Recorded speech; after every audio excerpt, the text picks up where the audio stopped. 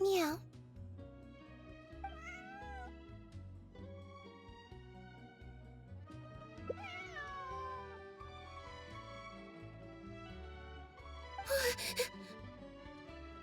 Oh, it's you.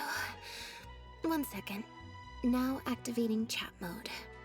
You made me jump there. I thought they'd finally caught me. Objectively speaking, the trouble was entirely of my own making. Half an hour ago, I was at Hotel de Boer for a drinks reception. It was to celebrate the successful opening of a show, but it was draining my energy. So, I waited for the right moment, then snuck away so I could switch to standby mode. Probably because I'm playing the lead role in the show? Is that so surprising? I'm always getting invitations to do solo performances. I just usually get Linny to write back and turn them down. But then came the Fontanalia Film Festival. We took all the kids from the House of the Hearth out to see a film, and after it finished, they all started clamoring for me to try out acting for some reason. Even Linny was chanting along with them. Anyway, it just so happened that a director called Mary had sent me an invitation right around then. I'll spare you the details, but basically, I ended up accepting it. Yep, you nailed it. I'm playing the role of a puppet.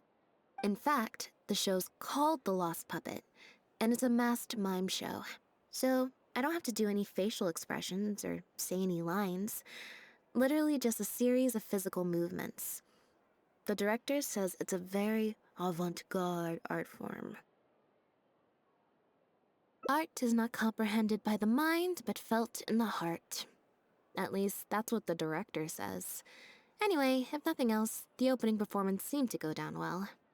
At the drinks reception, everyone was crowding around me, saying, "Triumphant character portrayal, faithful adaptation of the original work, unequivocally, quintessentially avant-garde," and stuff like that.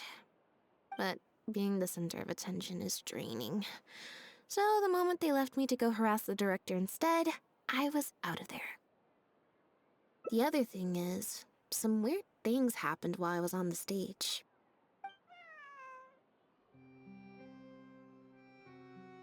Oh, sorry, Bonnie. I didn't mean to leave you out of the conversation. My bad. No, we just met. We bumped into each other right after I slipped away. Well, it'd be kind of difficult for us to communicate otherwise. Besides, I think she's taken a liking to the name. Haven't you, Bonnie?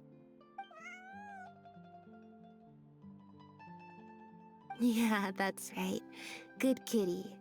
We'll go find your owner soon, I promise. Nope. She's wearing a collar, and for the most part, she's pretty well groomed. If she is a stray, she hasn't been for long. Her stomach's been growling a lot. I guess she must have been missing for a few days now. As much as I'd love to hang out with her for a while longer, her owner's probably worried sick about her. Assuming she has an owner, that is. But the reception... I should probably show my face there again at some point, even if it's just to make excuses and leave again. Decision time.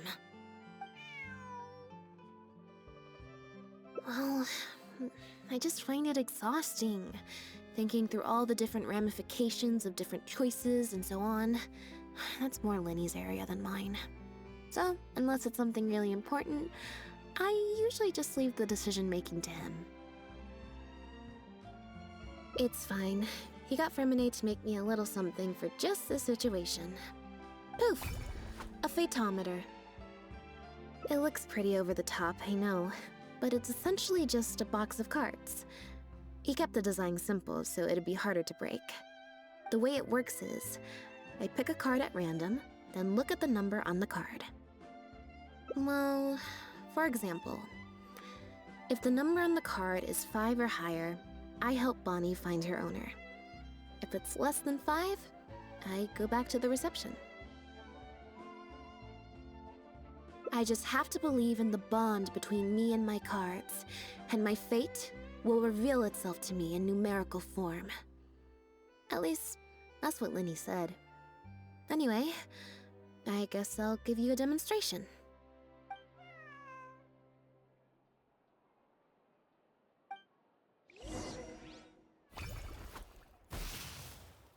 Huh, I didn't like that.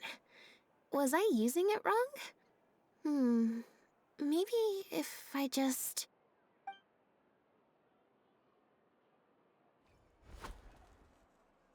Clearly, there's some design flaws to iron out. I'll have to let Fremine know. Let's see, which card did I get? 4. Well, the cards fell on the ground though, so I don't think it counts as fate. If you want to get the right answer, you have to let fate decide. Also something Linny said.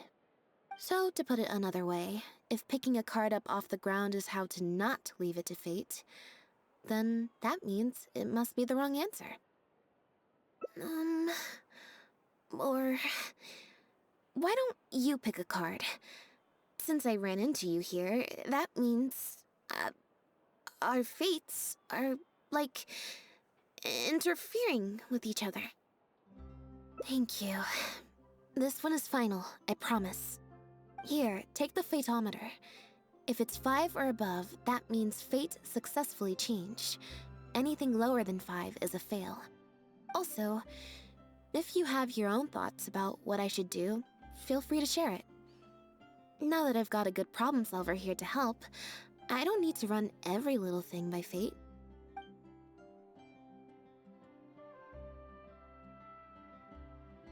Alright. Then let's see where fate will lead me.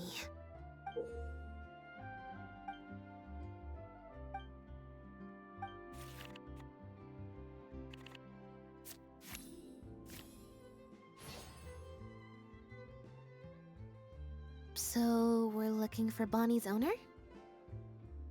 There's 20 cards in total, numbered 1 to 20.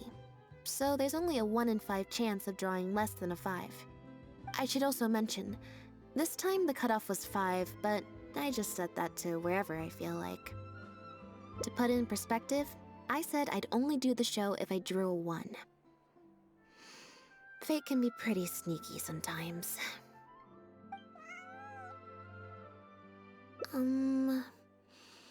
I think I'll go to the Steambird and see about putting an ad in the paper. You wanna come along? I think Bonnie wants you to come with.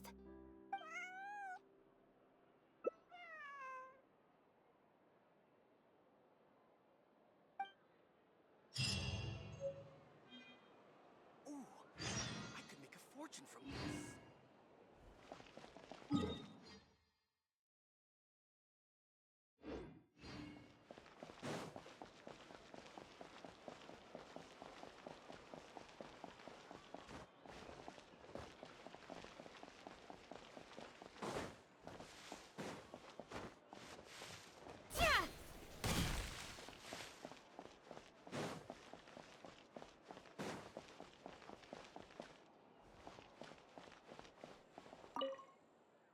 Every stupendous day starts with a Steambird. Oh, hi Lynette. Hi Traveler. What can I help you with? I don't think so. Have you picked up a stray? Yep. If there's no commission to follow up on, could we post a notice about the missing cat instead? Why, of course. What a kind thing to do. Just fill out the form.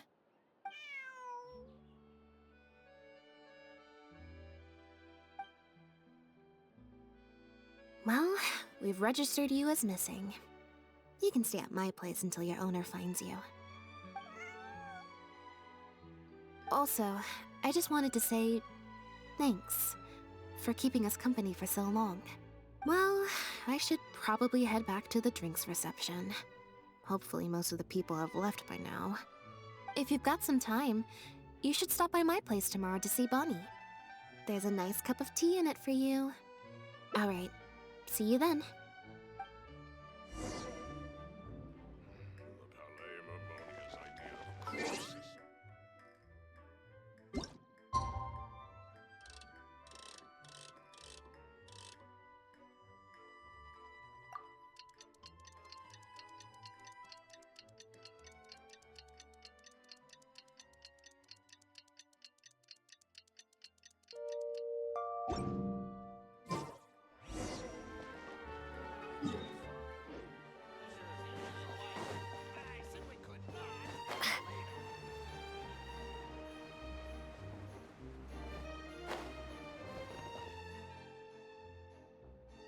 I believe this cat belongs to me. I already told you, this isn't your cat. Uh, just take a breather, you two. Oh, you're here.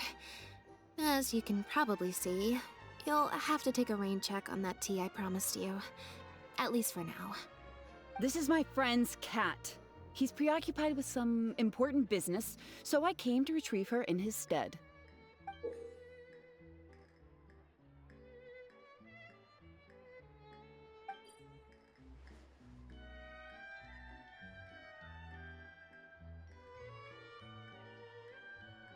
No. It's far more likely this cat escaped from the Humane Society.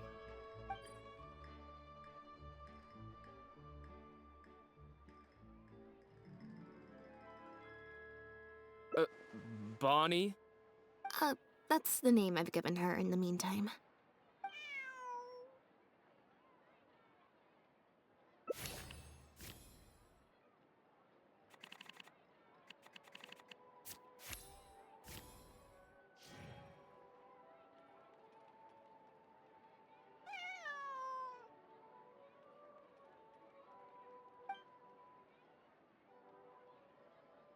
Well, this complicates things.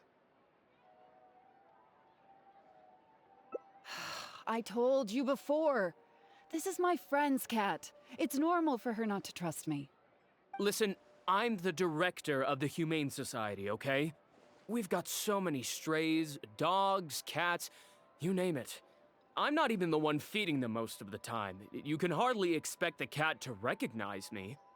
She just looked somewhat familiar, so I came to check, just in case. If she turns out to be one of ours, I'll take her back. Simple as that. Even if that's not the case, the Humane Society could still take her in, if no one else comes to claim her, that is. We're an organization that specializes in rescuing and sheltering stray animals. We've been in business for several decades now. I'm Bernard, the current director. The Humane Society. Huh. The name sounds familiar. I remember hearing good things.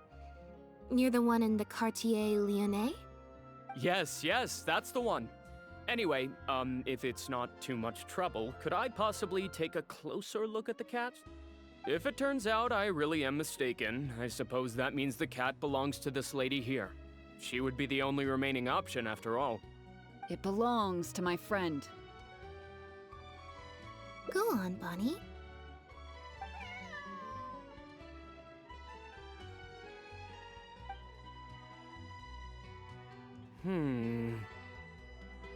Oh, nope.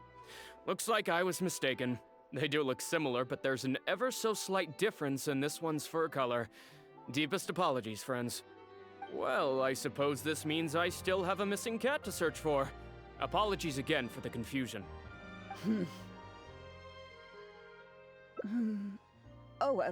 Yes, exactly. Wait a second. You lied earlier, didn't you? Lied? I'm afraid I don't know what you mean. A liar always has a tell.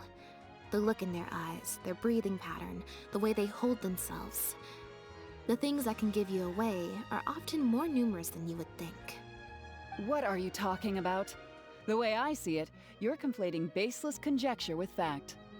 Normally, when someone is called out, their breathing speeds up as they begin to panic.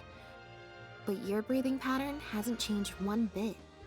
In fact, it's been strangely calm and measured this entire time.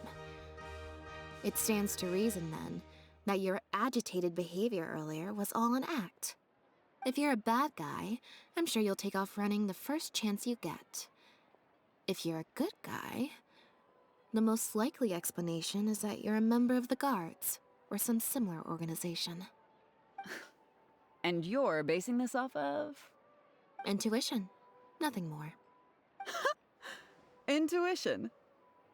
Well, I have to hand it to you, Lynette. You're right. I'm a member of the Guards. The name's Elodie. I'm currently investigating a cross-border smuggling case. This cat here, Bonnie was her name? Well, her owner is one of the prime suspects of our investigation.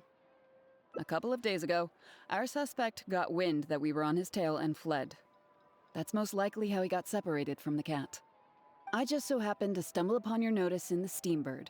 So, I decided to see if he'd come back for her. But it looks like I overestimated him.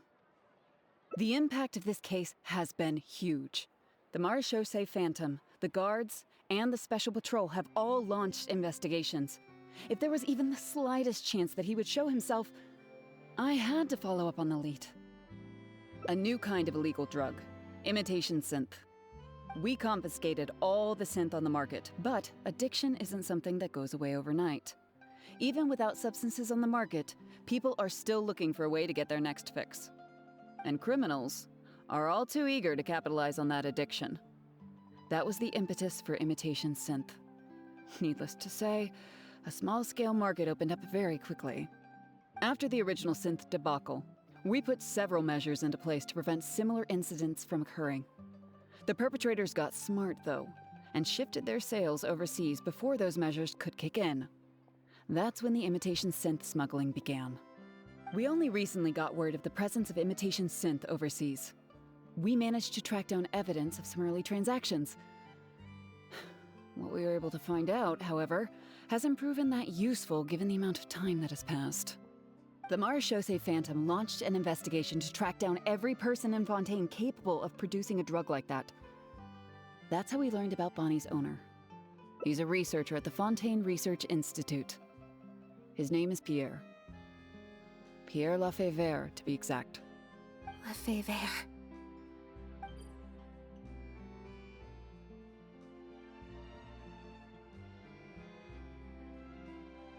The Marechaussee Phantom found him in Poisson.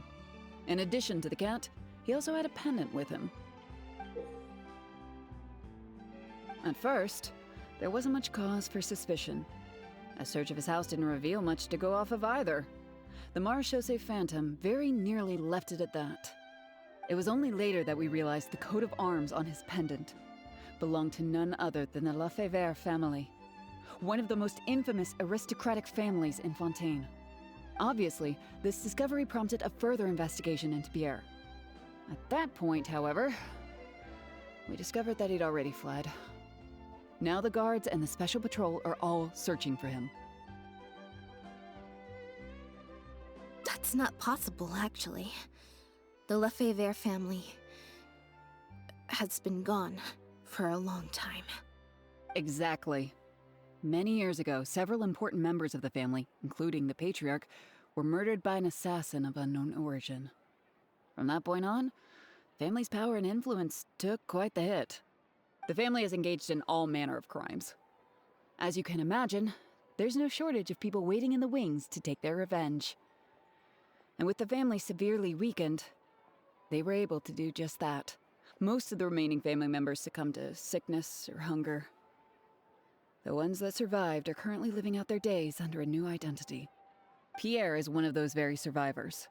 He's been hiding away in the Fontaine Research Institute all these years. His true identity unbeknownst to all. Until now, that is. Well, my fellow guards have told me all about how smart and courageous you both are. And I know you possess a strong sense of justice. There could be a chance that Pierre, or one of his accomplices, might attempt to get close to Bonnie. Now that you've been briefed on the situation, I was hoping you'd help us keep a lookout. If I take Bonnie back to the Guards with me, there's no way Pierre will try and come for her. Not even the most daring of criminals would attempt something like that. I have to admit, I'm not holding out too much hope that Pierre will come back for her. But if there's even the slightest chance, then it's worth a shot. Well, I've got some other leads to follow up on. If Pierre does appear, please contact me right away.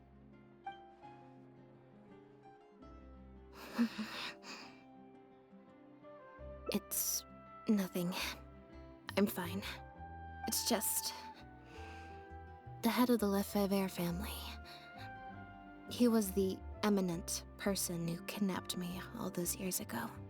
It was at a dinner party. Someone tricked me into boarding the Lefebvre family carriage. Whoever it was, they took me back to their home. But before anything worse could happen, Father intervened. Yep. father was the one who orchestrated the fall of the Lefevre family. That's what led Lenny and I to join the House of the Hearth. After all these years.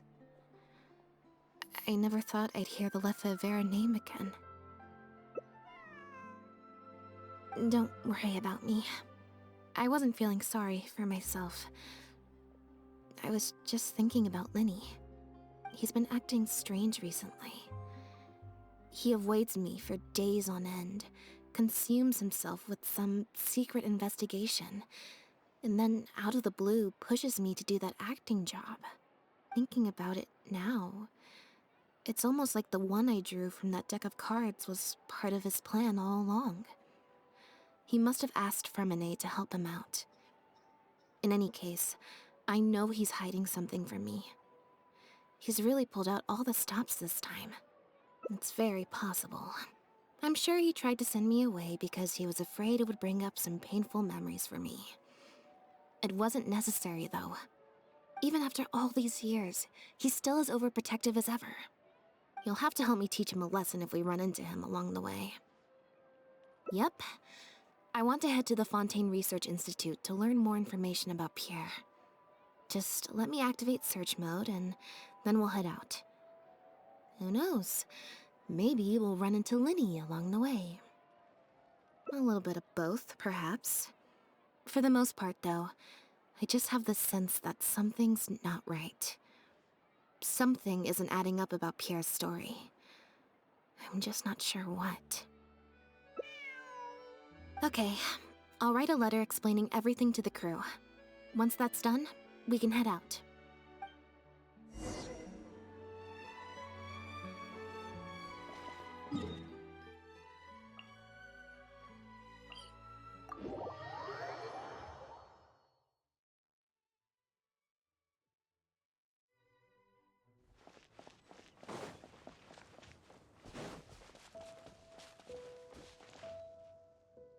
Lynette, you're, not at rehearsal? You can drop the act, brother. In fact, I don't think either of us will have a need for acting anytime soon. You should know better than to try and keep something from me. You've never been able to do that, even when we were kids. And that's why I tried to distract you with the masked mime show. But I guess you're just too good.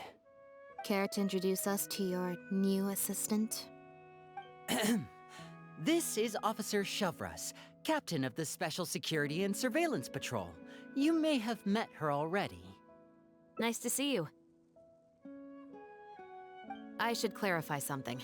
Mr. Lenny's here at my invitation, not the other way around. To borrow your expression, Miss Lynette, I suppose that would make him my assistant more than anything. We've brought on Mr. Lenny as a consultant in the past. He was instrumental in helping us crack a case involving a perpetrator who used magic tricks to commit crimes. I was hoping he'd be able to provide some valuable insight this time around as well. So you've heard everything then? That's exactly why we're here. There's always been questions surrounding the fall of the Lefevre family. Some people even believe the House of the Hearth was involved. Whoever was behind it all was extremely cautious. They didn't leave a shred of evidence. This very fact, however, leads me to believe it was indeed the work of that harbinger. I took a look at the entrance and exit records of all the carriages that night. Let's just say it wasn't hard to deduce that there's ill will between you two. Don't worry, I don't have any evidence to that effect, and I certainly don't plan on going to bat for such a despicable family. Plus, you were victims back then more than anything. I sought Mr. Lenny's help with the smuggling case. Nothing more. The way I look at it, it's a collaboration between us as people, not the organizations we represent. Besides, by working together, we can expose the truth as quickly as possible. You can hardly say that's at odds with the justice my organization strives for. Not at all. I was planning to invite you from the very beginning, Miss Lynette. It's just that my assistant here raised some objections. Lenny, I'm not the same person I was back then. That little girl who did nothing but cower in the corner in fear, she doesn't need saving anymore. I'm sorry, Lynette. You're right. I let my concerns get the better of me. Oh, and the next time you want to distract me, you should try a different approach.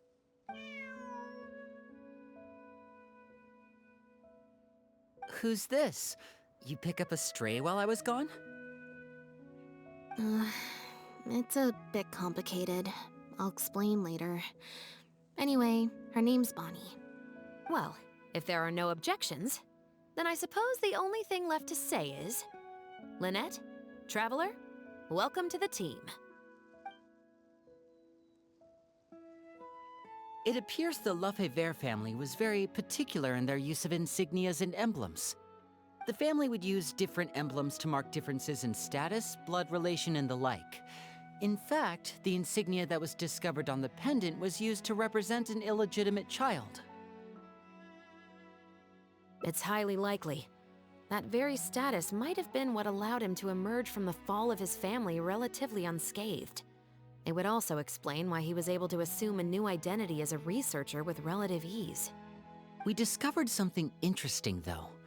After talking to some of his co-workers, it appears he pretty much works at the Institute in name only. He's practically been cast out. Apparently, Pierre was once addicted to synth. He tried to use the resources at the Institute to create a substance with a similar effect. He claimed it was just for research purposes, but the Institute revoked his access to the relevant materials regardless. He was placed on disciplinary leave, pending a thorough investigation of his actions.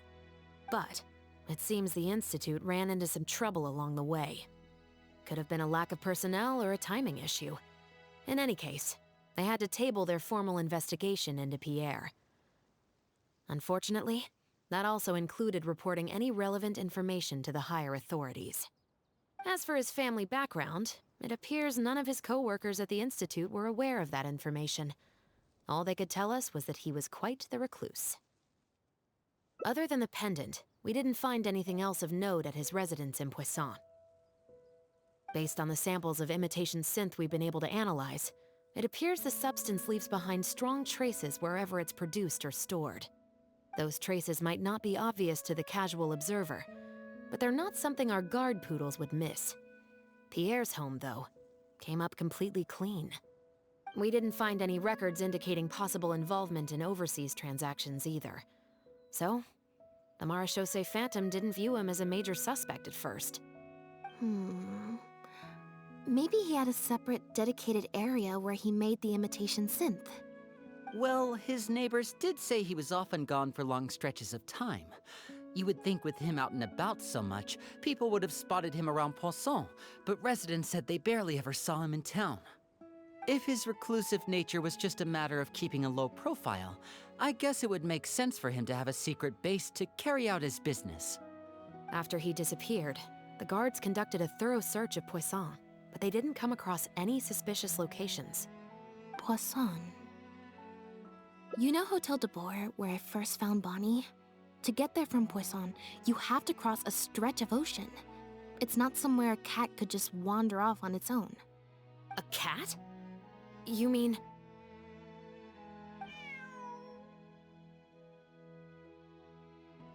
Bonnie is Pierre's cat. Oh, that's right! When the Marechaussee Phantom first tracked him down, I remember there being something about a cat in their report. So this is her? From what we've learned about Pierre's habits, he doesn't seem like the type to venture out without a purpose. So what you're saying, Lynette, is that Bonnie couldn't have gone missing in Poisson. If that's true, then... Exactly. Bonnie might even know where it is. Wait, you think the cat can lead us there? But she's not trained like one of our guard poodles. How is she supposed to understand what we want her to do?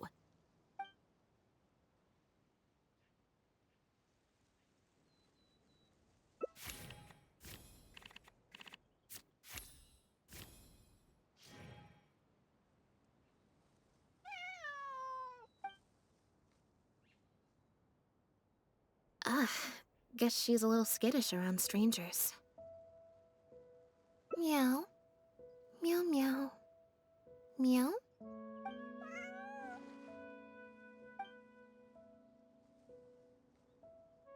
Near the coast, the beach, and beneath the cliffs.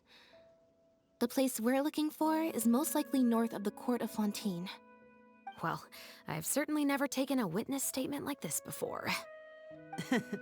Well, if it works out, maybe it's something worth getting used to. Cats and humans are actually pretty alike. When it comes to communication, most of what we want to convey can be accomplished through body language alone. But humans tend to rely too much on speech to ever take advantage of that fact. Of course, body language has its limitations. You're not going to be able to get across anything too complicated. The important thing is that we now have a lead. Let's try and find a place that matches the clues Bonnie gave us.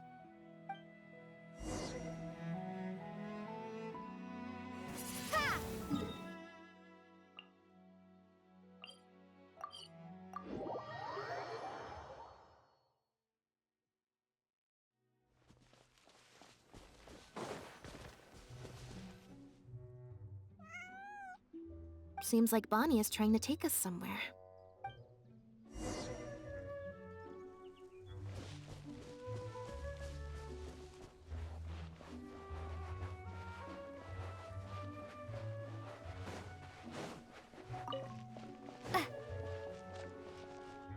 Gardamex ahead. Look out!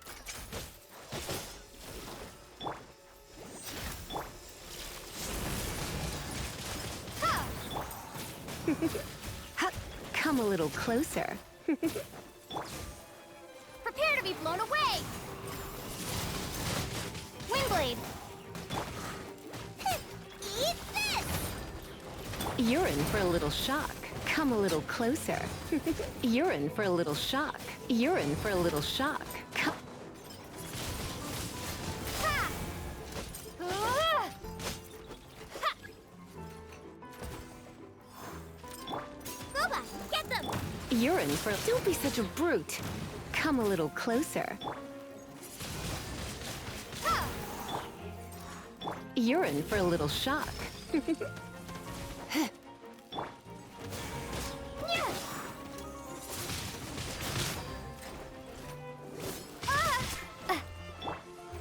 Surrender and I'll be gentle. You're in for a little shock. Out of the frying pan, into the... Hi. Windblade!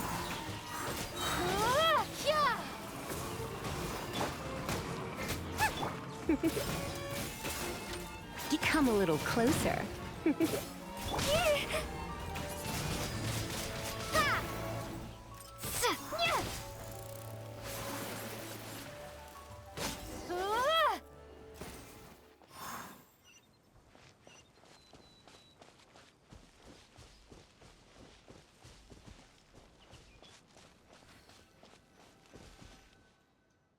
Wow, Lynette, you found this place so easily.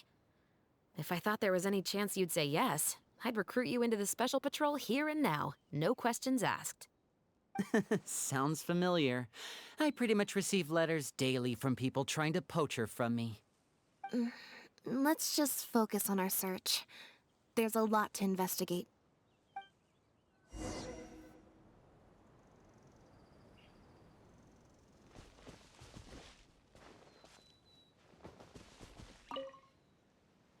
Aha! Just as we thought. This is where the imitation synth was being made. Looks like he's got more than just imitation synths stashed around here. In addition to the raw materials needed to synthesize the substance itself, there's a large quantity of cleaning agents and a few drugs I haven't been able to identify. These cleaning agents are likely used to dispel traces of the substance, like its smell. The Special Patrol did some digging into imitation synth. Our records indicate that it's very difficult for ordinary people to detect traces left behind by the stuff. I'm sure that was the case for Pierre as well.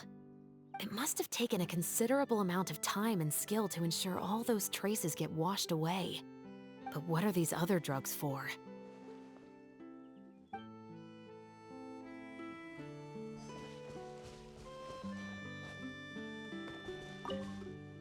The material these bags are made of, it's quite rare. It's the very same, actually. Romaritime flower fiber. But there's something special about the composition of these bags. I took a closer look, and it appears they're not only waterproof, but also corrosion and leak resistant. Even the strings look specially designed to keep the bags closed nice and tight. I came across some bags made of the same material just now, but they were much smaller and thinner. From the look of them, they seemed far less durable as well. Very similar, actually. Normally, it would be easy for a guard poodle to sniff out the imitation synth, but if it was sealed away in a bag like that, it might be possible to elude detection for some time. But what could these big bags be for then? If the goal is to keep the imitation synth hidden and sealed away, these bags seem a bit too conspicuous.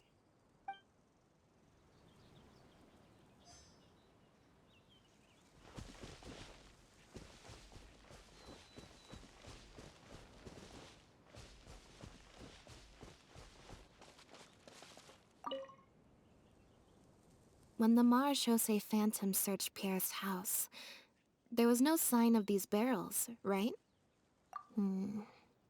You're right. That doesn't seem like his way of doing things.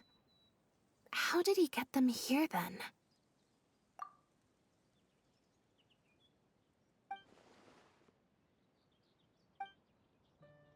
Only the lower halves of the barrels appear to have been submerged in water. Based on the various ingredients we've found, this appears to be where Pierre was cooking up his imitation synth. It looks like he used a special cleaning agent to get rid of any residual traces of the substance on his person before he left. That's how he was able to get past the guard poodles. So then he transferred the imitation synth into small sealed bags and took it somewhere else for the drop-off. No. I don't believe our suspect is the kind of person who'd go around carrying incriminating evidence with him. That would potentially create too many eyewitnesses. The cleaning agent and the sealed bags might get past the guard poodles, but if a member of the public or even a guard on patrol happened to see him during the drop-off, a quick search would reveal everything. That's still a very risky operation. The barrels we found were wet around the base, but the top half was dry. As if they'd been standing upright in the water.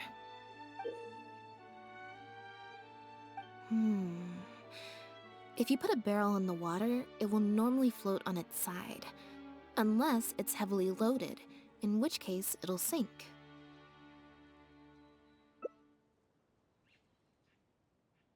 Yes. With flotation rings around the body of the barrels, they'd stay upright in the water. And then he could afford to load them more fully. You think he used floating barrels? I suppose if he acted at night, when there are very few other boats around and visibility is low, it's a valid theory. We can't rule it out. But then, wouldn't the barrels be carried off by the waves or the currents? How would the person doing the pickup know where to look?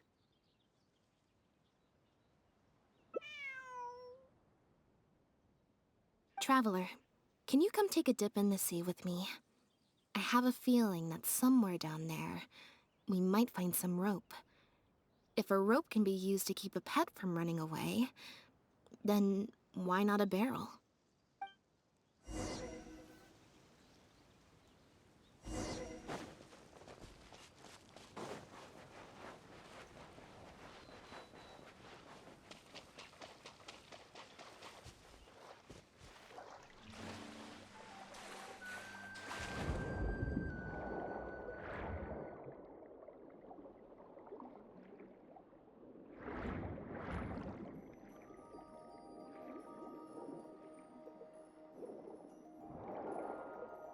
This isn't the place. The wreckage of a small boat? This isn't the place.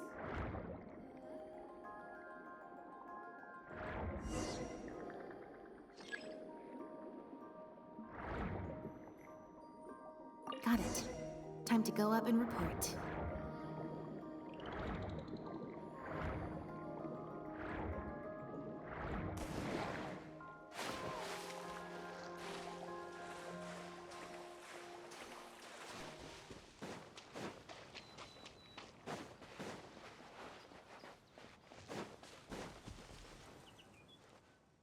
As expected, we found a few pieces of rope and some anchoring stones underwater. If you attach them to a floating barrel, it would look like this. With this anchoring system, it would be possible to use floating barrels for the drop-off. You would just need to drop them in the water at the agreed-upon location. We also came across the wreckage of a small boat. It must have been left out on the water and capsized due to the force of the wind and waves. Its small size, however, would have made it perfect for staying undetected. Let's talk this through. Based on the evidence we've collected, it seems like Pierre would row a small boat out to the agreed-upon transfer point, drop off the barrels, leave, and then row back and retrieve them after the transfer was complete. It could be that he was trying to avoid meeting up with his associate face to face. As one of the sole survivors of the Lefebvre family, maybe he was just used to that sort of elusive lifestyle. It seems like Pierre deliberately chose the floating barrel method so that the goods could be dropped off and picked up at separate times. That way, the two parties wouldn't have to meet each other. Well, if that's the case, they must not have a very close working relationship. Let's not jump to any conclusions just yet. Assumptions can be detrimental to solving a case. It's possible they were just trying to keep a low profile. Two boats sailing to the same location at once could be too conspicuous. The most important thing is that we can now confirm Pierre wasn't acting alone. The floating barrel drop-off system is proof enough of that. Let's say for now that he was only in charge of producing the imitation synth. That would mean there has to be at least one other person involved in the operation, likely in charge of transporting the goods across the border. Since we've determined that the goods were transported by boat, maybe we can track down some travel logs or something. We can certainly check the various ports for that information. It's possible, however, that Pierre's associate also used a small boat for the transport, and docked along the shore rather than at a large port. If that's the case, it's unlikely there would be any record left behind. Absolutely. Before Pierre disappeared, we made sure to investigate all sorts of outward-bound vessels. We also had port authorities keep a lookout for anything suspicious. Unfortunately, we were never able to find out how they managed to get the imitation synth across the border. You're right. Whatever vessel was used for the pickup, the person responsible for smuggling the substance out of Fontaine would have had to use a larger vessel for the actual transport. That's the only way they would be able to smuggle on a large enough scale to make a profit. They must have found a way to disguise the imitation synth to clear port inspections.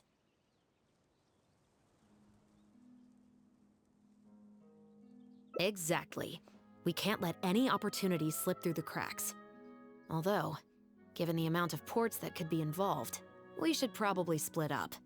I'll run home and ask some of my brothers and sisters to try and dig up some information. I should also head back and update my platoon on our progress. I'll grab some reinforcements while I'm at it. Lynette, Traveler, why don't you head to Lumiduce Harbor and see what you can find out? All right. Come on, Bonnie. You too.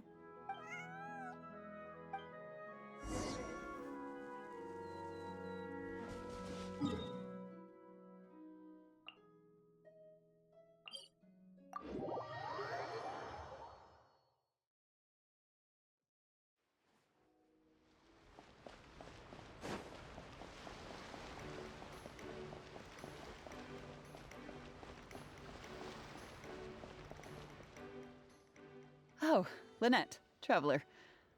And Bonnie, too. What brings you all here? Did something happen?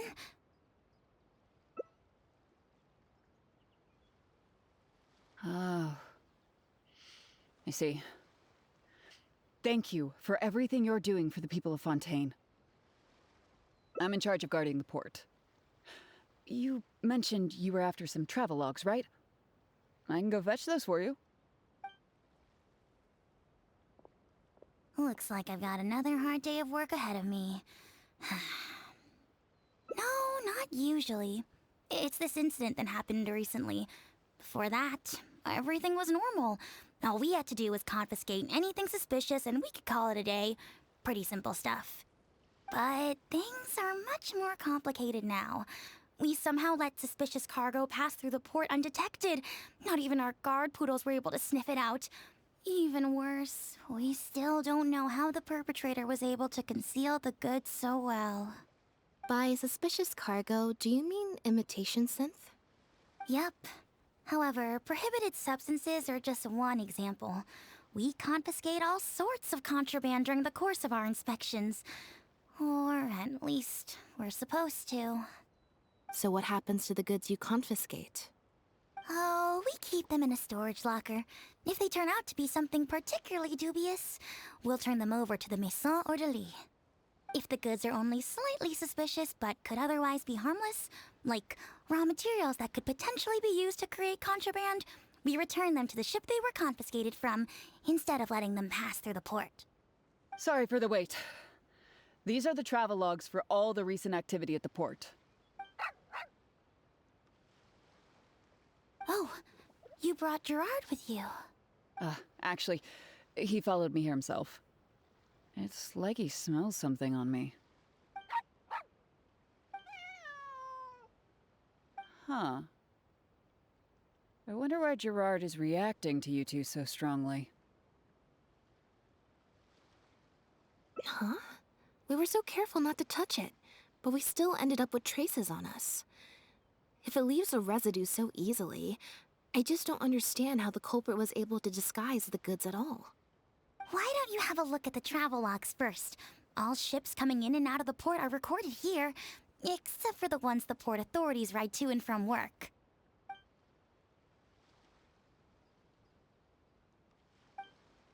The Humane Society. Their name is all over the exit logs. The purpose for leaving is always listed as overseas adoption. Ah, the director of the organization explained that actually. He said a lot of the cat and dog breeds unique to Fontaine are also very popular overseas. So his organization offers an overseas adoption program. Bernard, the director of the Humane Society, was the man who came looking for Bonnie earlier.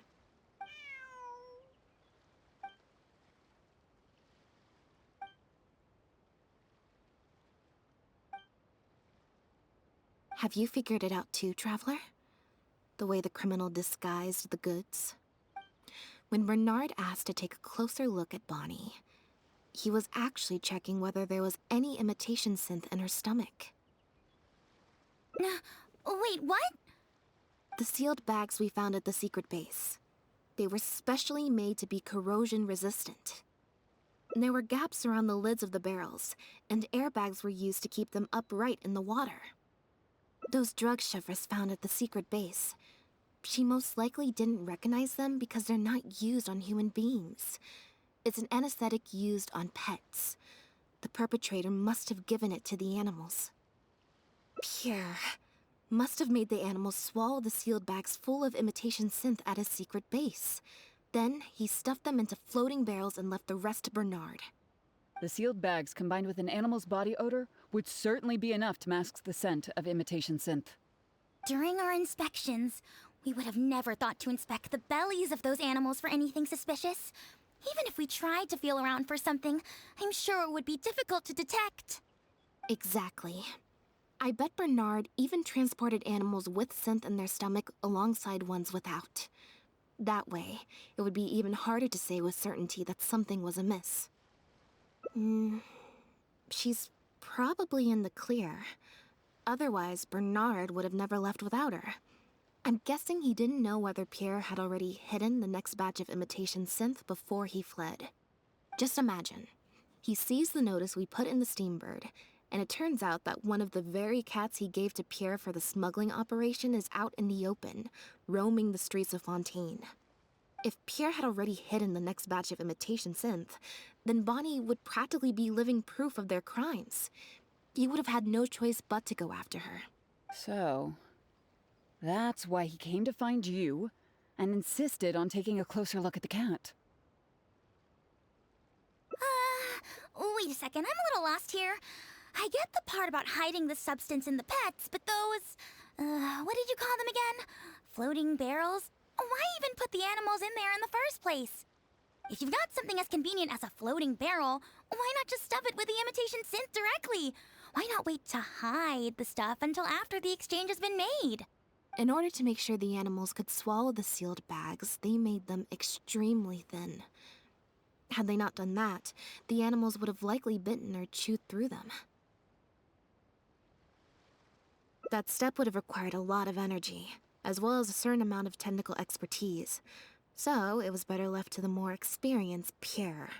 We've already proven how easy it is to pick up trace amounts of imitation synth, so I'm sure Bernard was taking all the precautions he could to avoid the same fate. Okay. Then, let's head to the Humane Society right away and bring that guy to justice.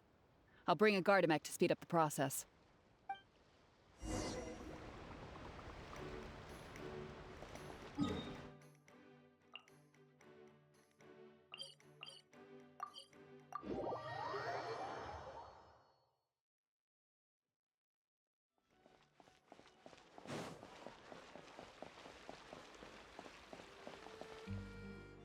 The headquarters of the Humane Society should be somewhere around here. Bernard could show up any moment now. Ah, you're the people from earlier. Wait, you're from the guards? After him! We can't let him get away!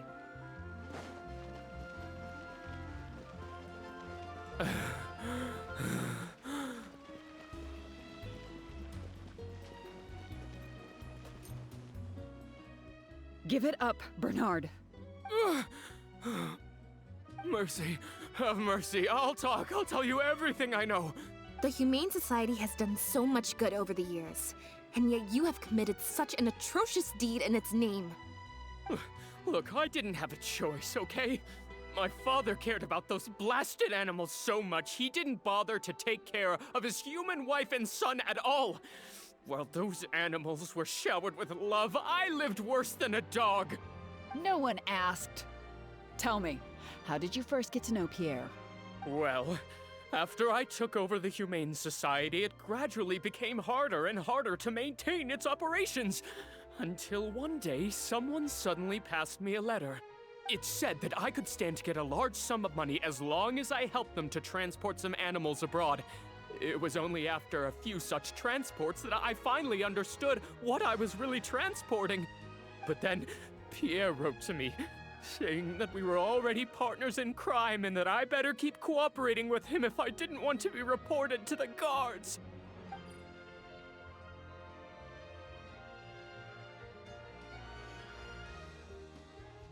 You knew it from the very beginning, didn't you?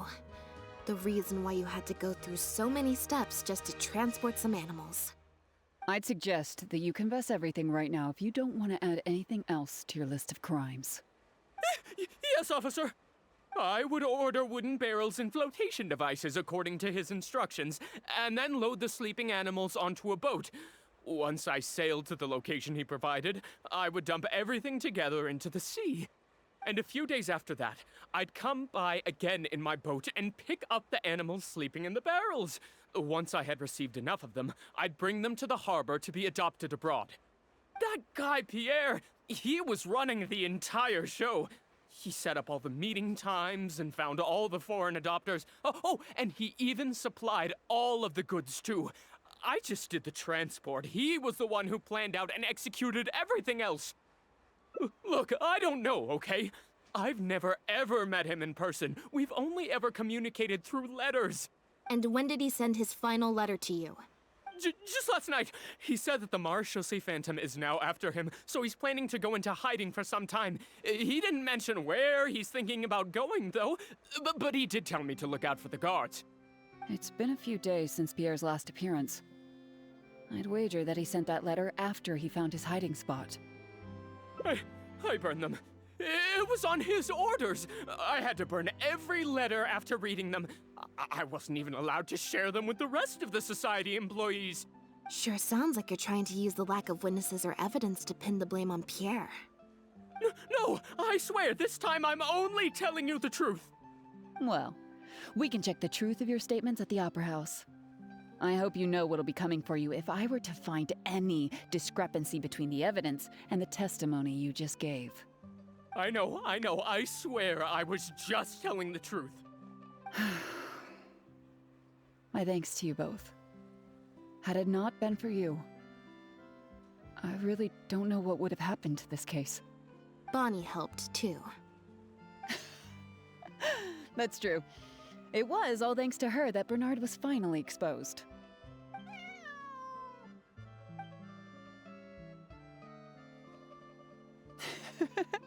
And it looks like she's grown quite fond of you two as well. Then I'll leave you be. Just let me know if you find any other new leads.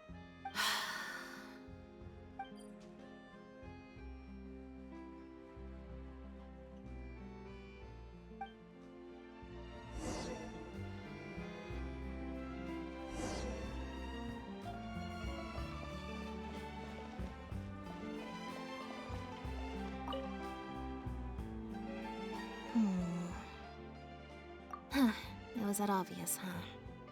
Well, even though it didn't feel like Bernard was lying, after talking to him, I'm getting an even stronger sense that something's not quite right. We investigated so quickly that perhaps we've missed a thing or two along the way. Let me activate deduction mode and consider things again from the top to see if we can find anything new. Is there still anything unresolved or strange that we should try to consider?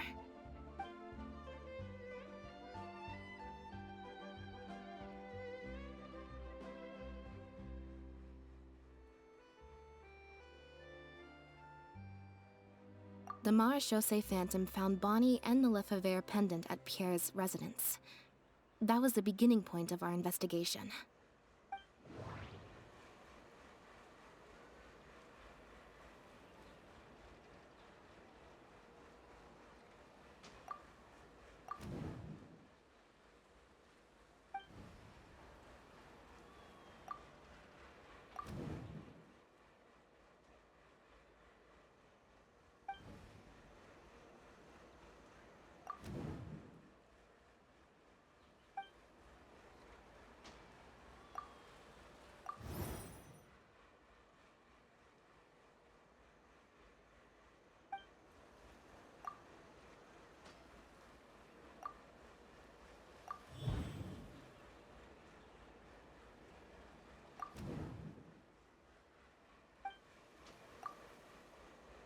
Why would he leave such an obvious trail for us to follow, when he took so much care to not leave any traces of imitation synth in his home?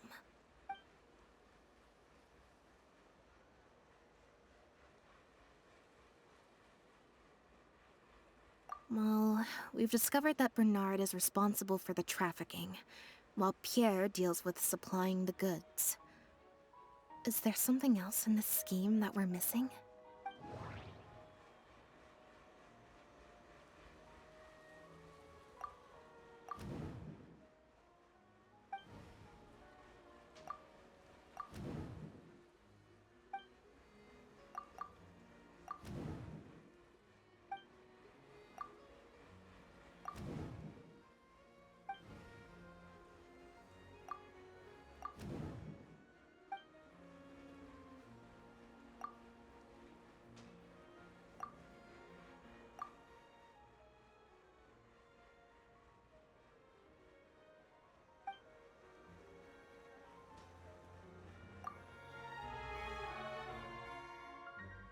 There's no need to rush.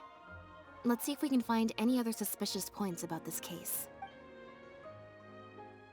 Bernard claims to have received a letter last night from Pierre. In the letter, Pierre stated that he had gone into hiding. Is there something wrong with the letter?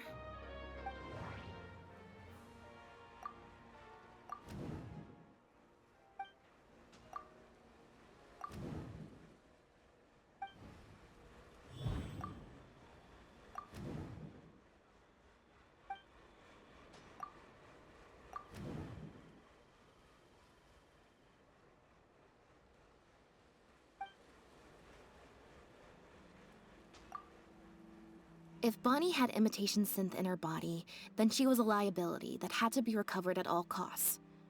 But if she wasn't carrying anything, then it would have made sense to tell Bernard not to worry.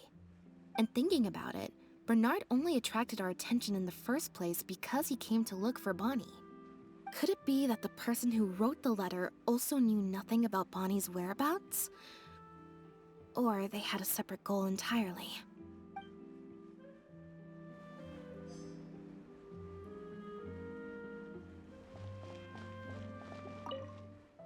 Now behave, and follow me to the interrogation room.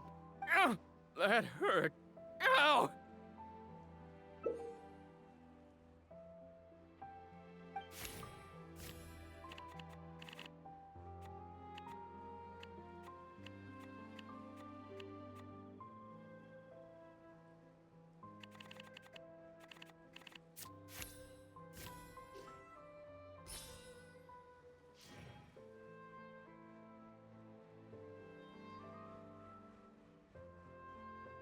Is everything really over? I still feel like the relationship between Pierre and Bernard is not as simple as it appears. Also, I've had this strange sense that something's off the entire time we've been on the case. And it has only gotten worse. Ugh. No good. I've still got nothing, and I'm nearly out of energy. Alright, I'll stop thinking about it, for now. At the very least, we've made it so that no more animals will suffer like those poor animals did. And that's what I hope. Let's go to the Humane Society, and see if there are any animals left that might still need our help. Before my energy for today completely runs out.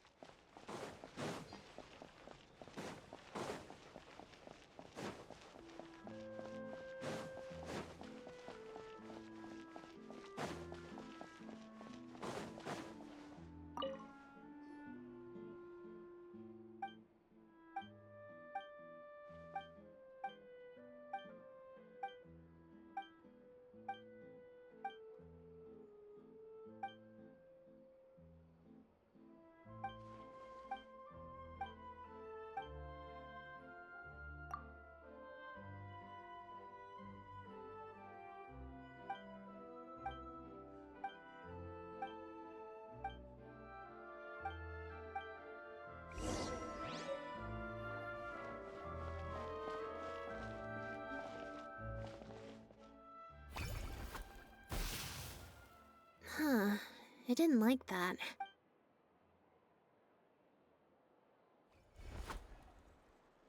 Clearly, there's some design flaws to iron out. Let's see. 4. Well, if you want to get the... So, to put it another way, if...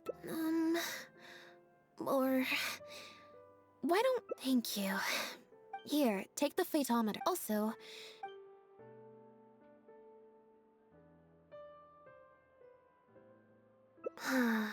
Back to the drinks reception. Nope, I said it was your decision. I'm not gonna waste any more energy dragging my feet. Besides, the drinks reception is technically part of the job as an official publicity event. So, if I bail on it, I might get sued for breach of contract, and that would be a huge pain in the butt. One other thing. Do you want to come with me? If... Thanks.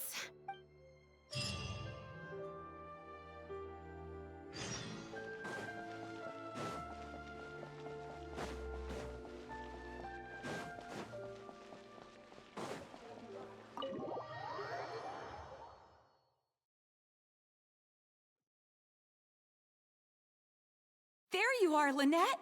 Where did you disappear to? Leone and I have been looking everywhere for you. Wait, where did you get the cat? I found her outside. Do either of you happen to recognize her? I don't think so. Could belong to one of the guests, I suppose. Fair enough. It was a long shot. So sorry we couldn't help you, Lynette. Don't worry. We'll ask around for you. Leone's probably just being forgetful. Maybe you could leave her with us. We'll take her to the reception desk and see if they know anything. And if not, we'll just keep looking. Sure. I would help, but I'm a little preoccupied. Sorry to dump this on you. It's no trouble at all. We're happy to help however we can. Also, if it's no trouble, I mean, could we maybe get an autograph? And maybe a photo too? Leone, you can't spring that on her now. Not while she's working. At least wait until the event's finished. One last thing, Lynette. Director Mary is looking for you. We'll take the cat to the front desk now. See you later. I'm not usually required at these kinds of events, so I don't even have an event mode. Alright, guess I better go see the director. Spectacular choreography, a masterpiece of mise en scène, and the performance, oh my, groundbreaking, dripping with, je ne sais quoi. My congratulations on another magnificent show, sir. Yes, I for one was particularly captivated by the clearly allegorical narrative undertones. The Lost Puppet shines a spotlight on the impact of technological advances in our modern society, particularly as they relate to changing modes of emotional expression and the challenge of mutual intelligibility. Such a pioneering work, so far ahead of its time, a tour de force of avant-garde theater. I can already see the headlines of tomorrow's newspapers. They will certainly be singing your praise, Director Mariu. But it was a group effort, of course. To convey emotions in a silent show with no facial expressions, the entire cast had to go above and beyond. Everyone truly outdid themselves. Speaking of the cast, Jillian, another strong performance from you in Director Mariu's latest show, as of course we've all come to expect from your numerous successful collaborations to date. That's quite an overstatement. I've only ever played supporting roles. On that point, you stated a few months ago in an interview that you were looking to secure a leading role in your next show. What led you to the decision to stay in a supporting role this time around? We had a discussion about this, and while Lynette hadn't previously performed in an acting role, we were blown away by her talent, and she was a perfect fit for this character. Quite simply, this was the role she was born to play. Exactly. I was honored to share the stage with her. Lynette worked extremely hard in all of the rehearsals, and she's an incredibly talented actress.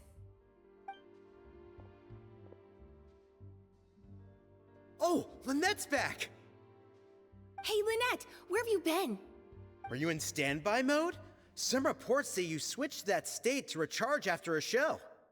Ah, method acting, of course. Such a compelling portrayal of a mechanical puppet could only be achieved by an actor who lives and breathes their role even while offstage. Those seemingly stilted movements were in fact an inspired portrayal of the character. The ostensibly bad acting, in reality, was the product of supreme acting skill. Oh, I went outside and there was this cat there, so I played with the cat for a bit. A cat? We've long heard that you are a kind soul, as well as an incredible actress. No wonder your debut performance has garnered such popularity. This show looks on track to break box office records for avant-garde theater. Lynette, any words for the fans? Not really, no.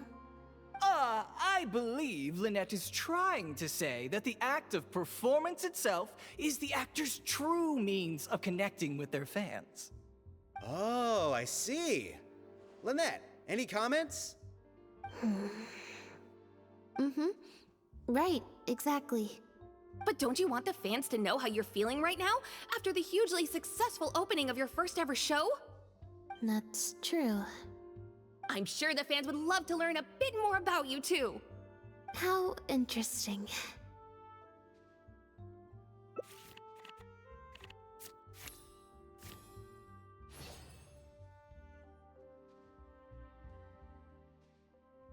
Oh, really? I'm so sorry. How rude of me. Huh? Wait, you're the traveler who's been in the news! Did you come to see the show? Wow! Are you a fan of Lynette too? Do you have any comments on her first performance?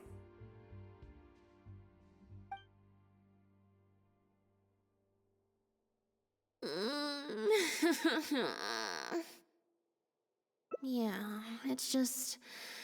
Turns out, even with you here to share the load, I can't cope with this stuff, even in Tea Party mode. It's a power-saving mode for participating in conversation at tea parties. Normally, I can get through an entire conversation just with, Oh, that's true. And how interesting.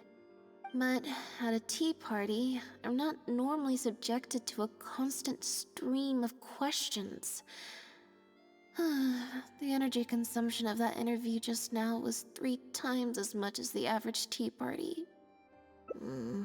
I think I'd rather pray that I never have to do it again. Lynette, Director Mariu would like you to join the group photo to commemorate the successful opening of the show. A group photo? It's just the members of the troupe, along with Maloney and Corentin. Everyone's waiting for you. Alright then. See you in a minute. 3, 2, 1, smile. My thanks to each and every one of you here for your help in making The Lost Puppet a success. The group photo is already being printed as I speak. You can collect your copy from the first floor after the drinks reception concludes. May it serve as a reminder of this fabulous performance every time you see it. Mariu! Get over here. Let's have another drink. There's a few things I need you to glance over for me. I thought the group photo was the final hurdle. Well, at least there's no more people hounding me with questions.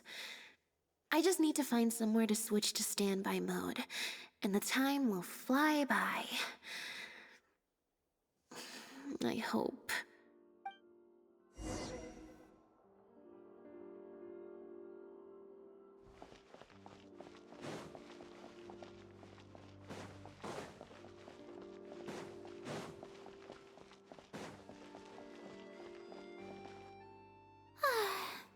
Hotel de Bour's Ile Flottante is as wonderfully sweet as ever.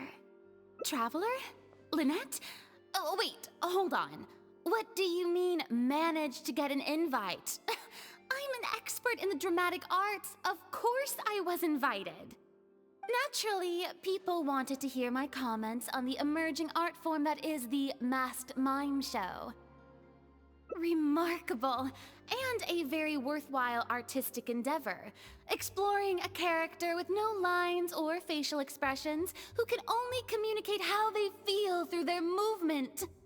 Your performance was beyond anything I could have imagined, Lynette.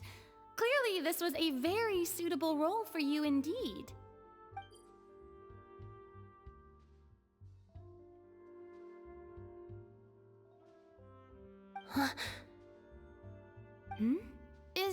Is something wrong? No, it's nothing. Please go on. Oh, basically, I think I'd give it a positive review overall, just not as gushing as the crowd downstairs. So, you thought they were pretty over the top too?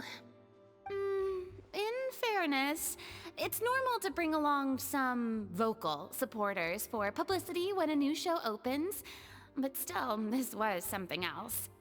Then again, I'm no specialist in avant-garde theater. Maybe I'm just not well acquainted with their review criteria. Or maybe it's because I came to the show with some preconceived expectations. I did happen to see the original draft of Mariu's script a while back. What original draft? Oh? He didn't show it to you? It must have been a few months ago. He came to me to get some advice from an experienced performer's perspective, and then asked if I could write a few reviews of his new play. I had a lot on my plate at the time, so I had to turn him down. I only skimmed a few sections, but they seemed quite different from the final version. I can't say I remember the plot, but I don't know. The protagonist just seemed more complex, I guess, especially in the last two scenes. Still a mechanical puppet on the outside, of course, but she seemed to have more emotional depth on the inside. Emotional depth? Oh, I'm just thinking aloud here. Don't take it to heart. Besides, a script and a play are two very different beasts. There are so many fine details to consider when turning a story into a stage production, more than most people could imagine. Especially with a novel art form like a masked mime show. I'm sure Mary had his reasons for the changes he made. Change of topic. I see you've escaped the crowds to seek refuge on the second floor. Fame can be overwhelming at first, can't it? Perhaps you'd benefit from hearing about the experiences of a veteran celebrity such as myself. No thanks, I'm good. Pretty sure this will be my first and last time in this situation. Hey, at least let me finish. I have top tips on dealing with belligerent reporters, slipping away to hunt down snacks during the intermission. Tell me everything. First, take a seat, mon ami. We must partake of Hotel de Boer's fine desserts as we talk, lest they go to waste. That was very educational.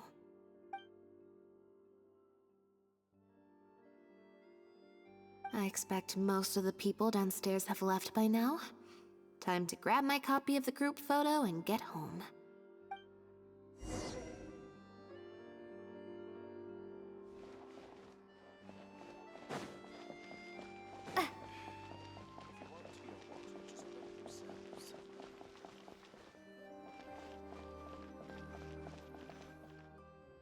The photo must be in this envelope right here. It's finally over. Thank you for sticking around for so long. If it wasn't for you, I don't know how I would have standby moded my way through the last few hours.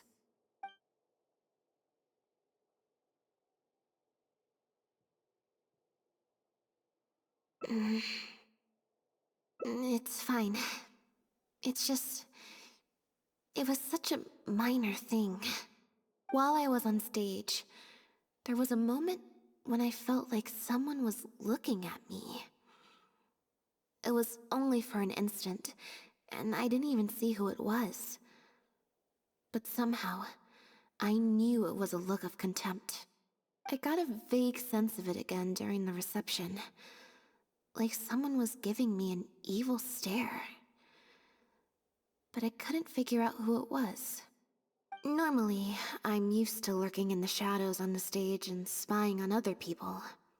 So, it was strange, feeling like I was the one being spied on this time. Or someone just took a disliking to me for no real reason. Sometimes you can like one person and dislike another for equally pointless reasons. Anyway, it was just a momentary stink eye, that's all. Nothing for you to worry about. Okay, problem solved. I'm gonna take this envelope and go home now.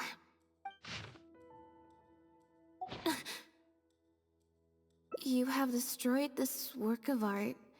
Step down from the leading role at once. Based on the tone, I'd say threat letter is right.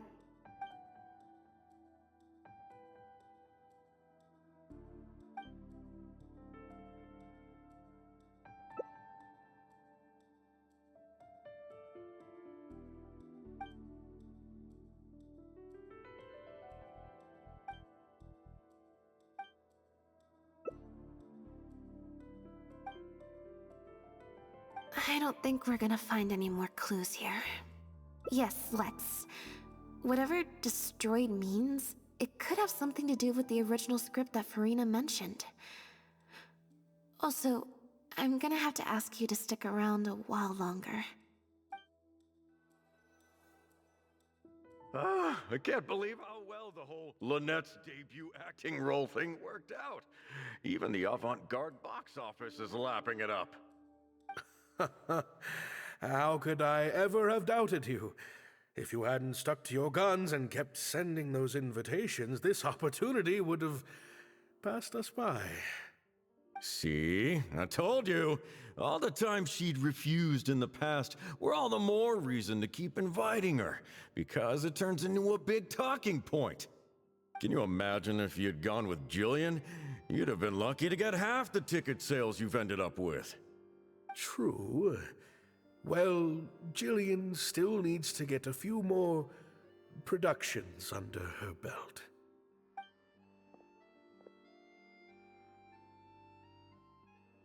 Do you have a moment, Director Mario? Oh! Ah, if it isn't the star of the show! We were just talking about you. Hmm? Oh, and is that the legendary Traveler with you? I'm guessing you're here to discuss the show with the director? Oh, you're a talented and hardworking actress, Lynette. It's no wonder you're getting such rave reviews. I'll leave you artists to discuss your work in peace. Mariu, make sure you give your star performer and her friend your full attention. I certainly will. Lynette carries the fortunes of our entire troupe on her shoulders.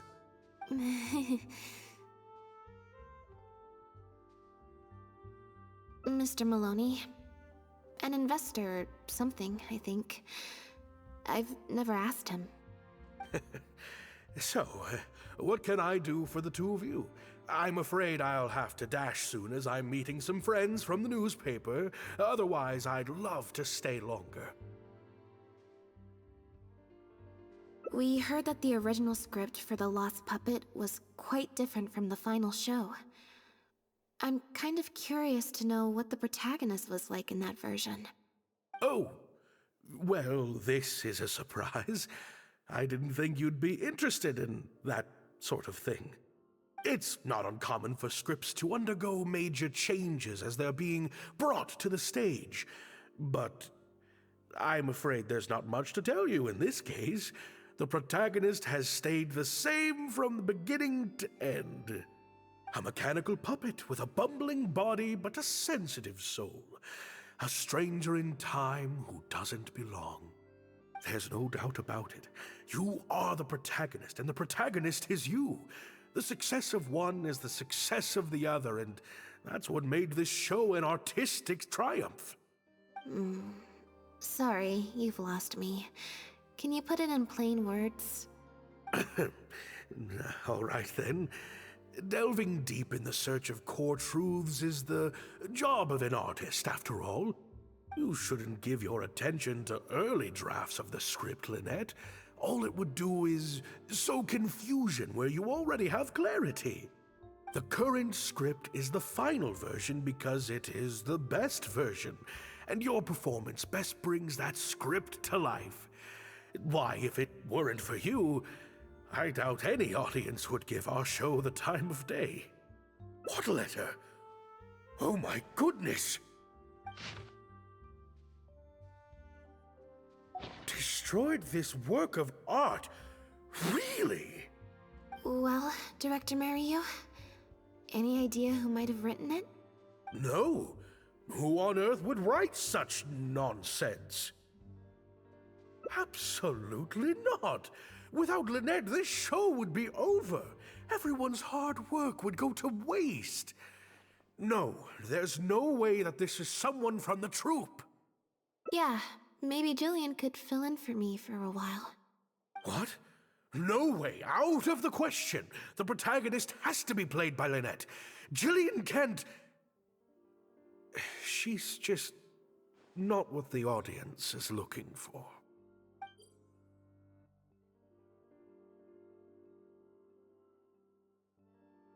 Ah, I've got it. It's a competitor.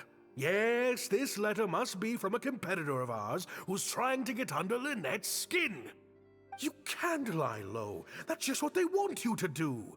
The moment you step back from performing, they'll put their rumor mill into overdrive and drag us through the mud. They're just waiting for their chance to kick us while we're down. A competitor? Really? Definitely. Those lowlifes. Slander and libel are all their specialties. They drown out the truth with a flood of misinformation, and they stop at nothing once they get riled up. There's so many of them out there. Fame always seems to attract haters, no matter what you do to try and keep everyone happy.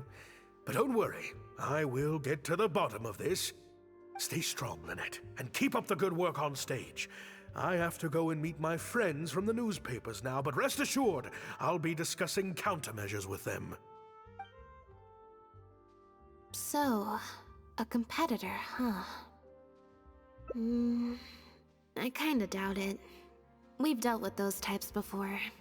Usually their goal is to steal our venue for their own show, or to cover up a scandal by planting a story to divert public attention.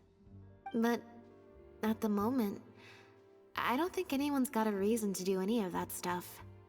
Let alone pull a stunt like this. A threat letter is quite extreme.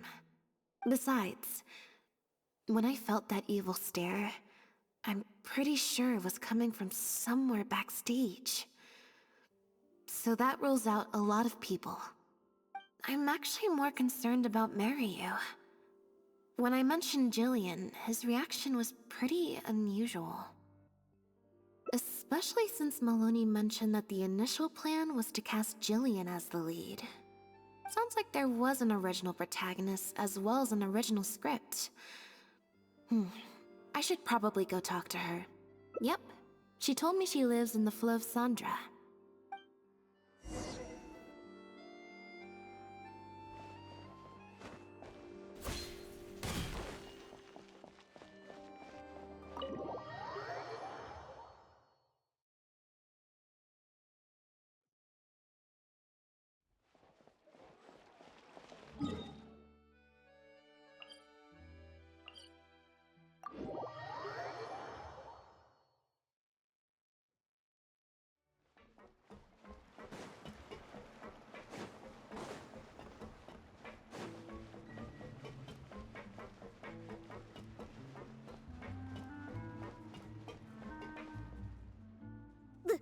Lynette?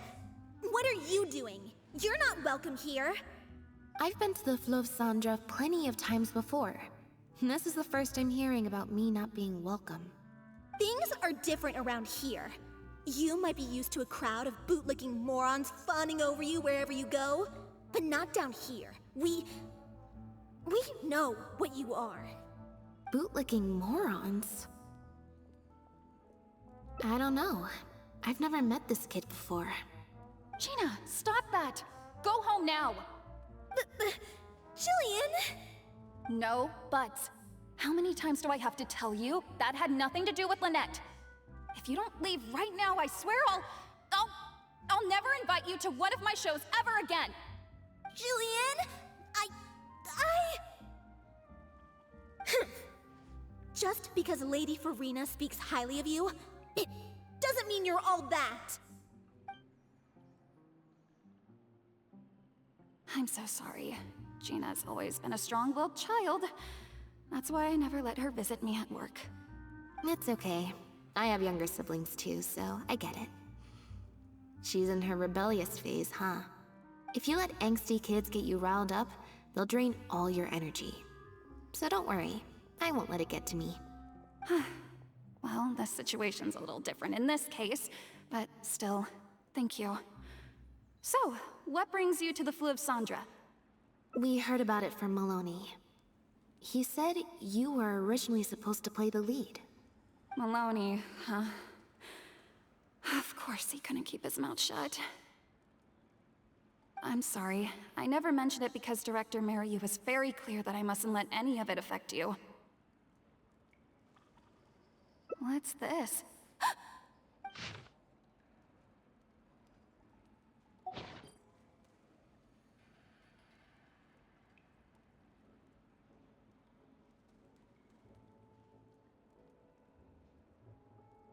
I don't know, who would do something like this?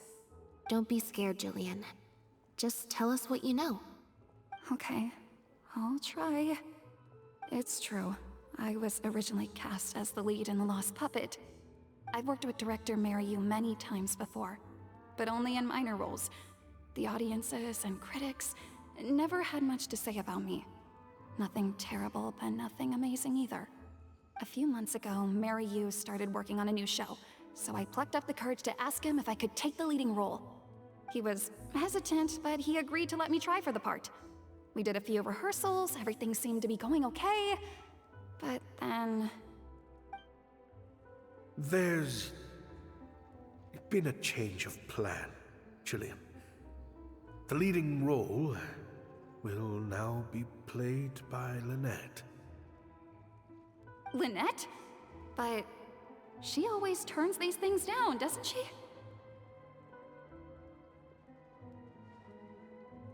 And that's why we cannot afford to waste this opportunity. Jillian, I understand how you must be feeling. But Maloney and myself have to do what's best for the production as a whole. Next time, the lead will be yours. I promise. I was incredibly disappointed at first, but I also know full well that I don't have Lynette's star power. Without Lynette, how could we ever convince people to pay money to go and see a masked mime show? And if the show was a flop with me in the leading role, how would I answer to the director and the rest of the cast? Then, I got to meet you on stage and found that you're really down to earth, in a way that not many celebrities are. You were kind to everyone, and your performance wasn't bad. Whatever disappointment I had left at that point, I certainly wasn't about to take it out on you. By wasn't bad, you mean it wasn't great either. So, I'm guessing Mariu changed the script to simplify the protagonist, make her a dumbed-down version of the mechanical puppet that I could actually play. He did make some changes to the script, yes. Jaik, one of the other actors. He likes to collect Dr. Mariu's old drafts because he hopes to be a director himself one day. He also lives nearby. I can arrange for you to meet him at the tavern. Makes sense. I always see him talking to Mariu. Alright, see you at the tavern then.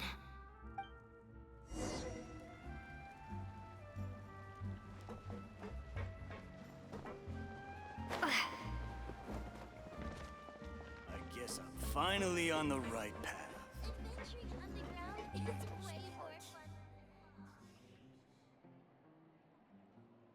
Sorry to keep you waiting. Jillian brought me up to speed on the situation. I'm here to help however I can. Here, this is the script you're after. That's always the way with pen and paper drafts. Even the final script is full of last-minute changes by the director. There should be a cleaner copy of the original script in here somewhere. Sorry, it's all a bit mixed up. I just grabbed the whole stack of paper since I was in a rush. No problem. Now activating search mode. I'll go through one page at a time. Just say what you mean. No problem's too big to solve.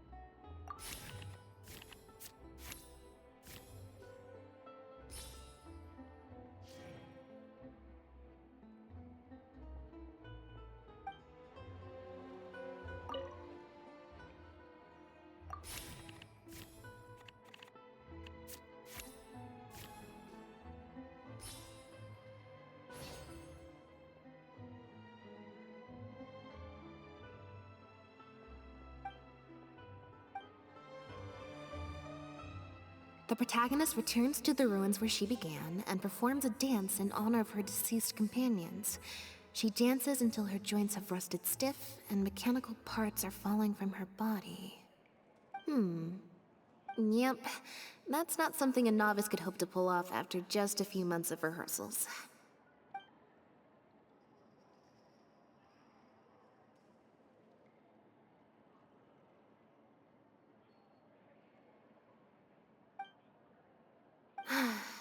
Frankly, I think that the original script is much better, and the original lead is the best fit. Jillian, shall I go tell Mariu to put you back in the leading role? What? Are you serious? But the next show is at the Opera Epiclese.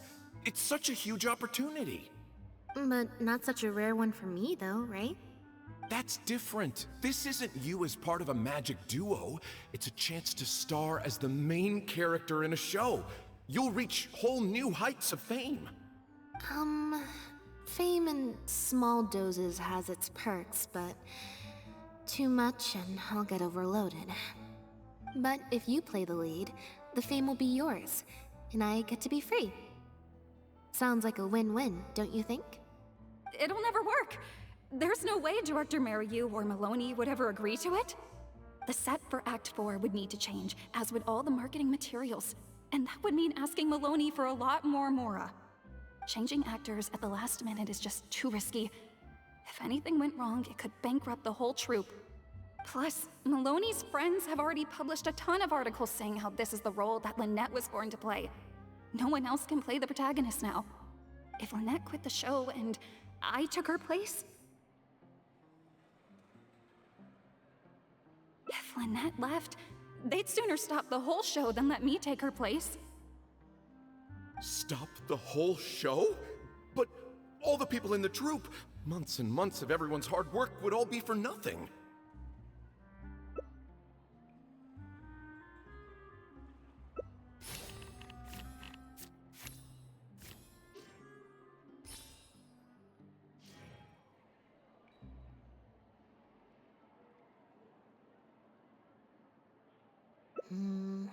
Consent, huh? Then, how about we don't ask him? And that way, he'll be forced to make a choice. You know, it's a little crazy, but it might actually work. No way! It's not worth taking such a huge risk just for a chance to be in the spotlight. Jillian, you said before, whatever disappointment I had left, I wasn't about to take out on you. In other words, that disappointment is still there, but you've kept it bottled up inside. Be honest. You still hope to play the leading role, don't you? But the thought of putting so many people out just for my sake? You think they'd be put out? That's not how I see it. Jillian, you were more dedicated than anyone during the rehearsals for the original script. We all saw how hard you worked for this role. And I think you know that unless we decide to make a stand here, the path we're on is only going to take us further and further from our dreams, all of us. So take it from me, you would not be putting us out. Not one bit. You guys... Okay. Let's do it. I will play my part. Yes! I knew you'd come around. All right, I'll let the rest of the troupe know and we'll start preparing immediately. Wonderful. This solves everything. Wait, but what about the threat letter? Do you have any idea who sent it? As long as we stick to the plan, I'll give up the lead role, so it won't matter anymore, right? But surely you want to know who it's from. If they're out there and no one's keeping an eye on them, what if they come looking for you? I doubt they will. It's supposed to be a threat, but they didn't even say what would happen if I don't meet their demands. Plus, the handwriting is kinda childish. Doesn't look like a professional intimidator to me. Who knows? Maybe it was just a fan of yours having a moment. A fan? Of me? Maybe there's someone out there who really appreciates your talent. Even in the supporting roles.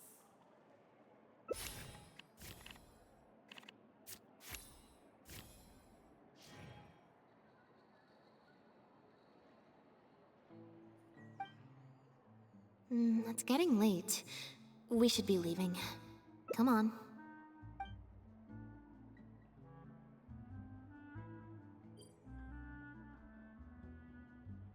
I'm such an idiot. Sorry for manhandling you. You looked like you were seconds away from figuring out who sent the letter, so I had to act fast. It was Gina, Jillian's sister. Just because Lady Farina speaks highly of you, it doesn't mean you're all that. I'm so sorry. Gina's always been a strong-willed child. That's why I never let her visit me at work.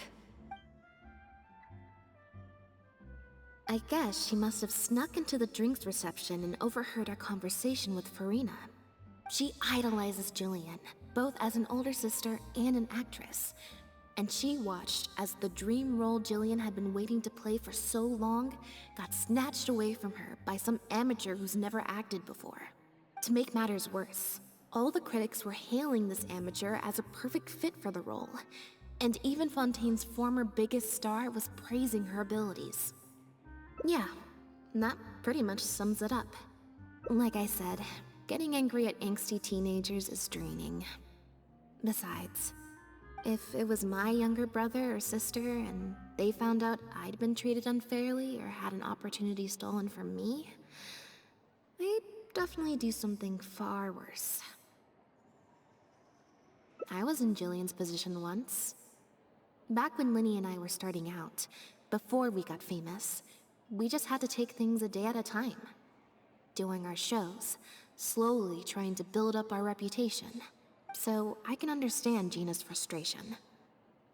Still, she could definitely use some pro tips on how to write a threat letter.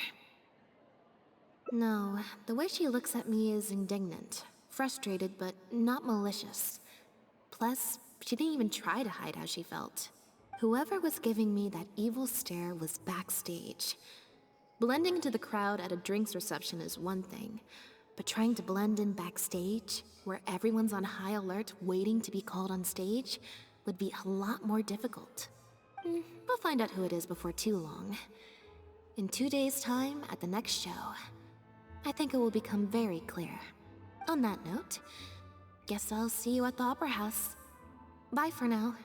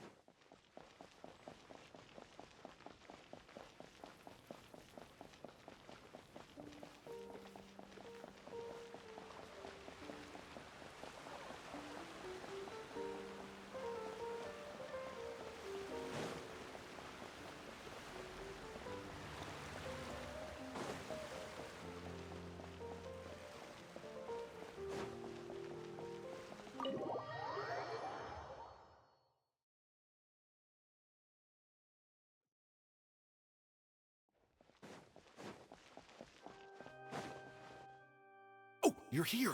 Lynette and Jillian are busy getting ready, so please come with me.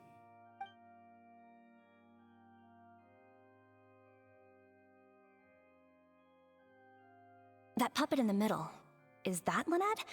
She's so pretty. It's starting. Keep your voice down.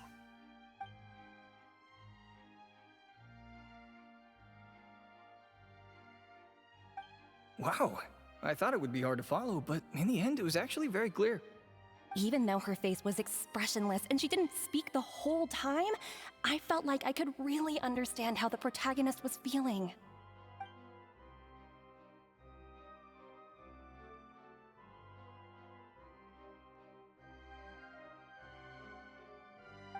Director Mary really is a master of his craft. And so is the actress in the lead role. I have a friend who saw the show on the opening day. They thought the critics overstated how good it was, but I gotta say, the protagonist is incredible. I can't believe it's only been a few days since the last show. Lynette's improved so much.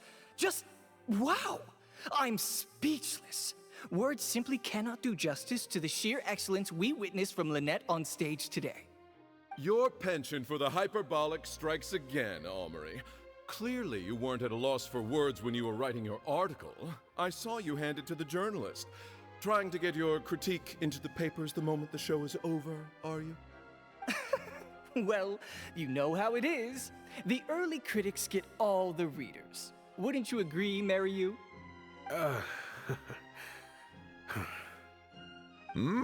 What's the matter?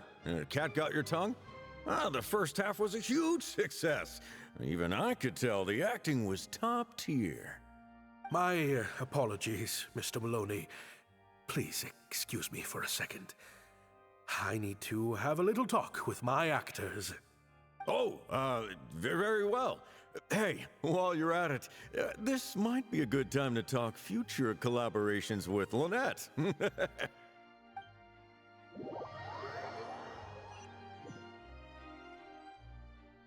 Are you guys sure this is gonna work?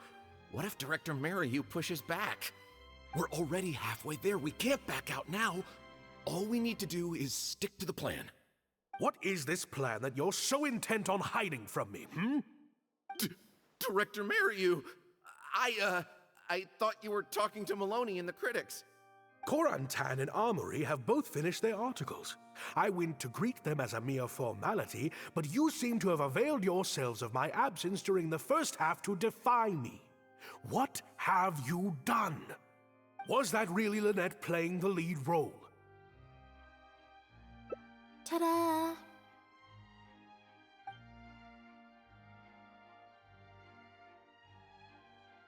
Director Mary, I was the one playing the lead role just now.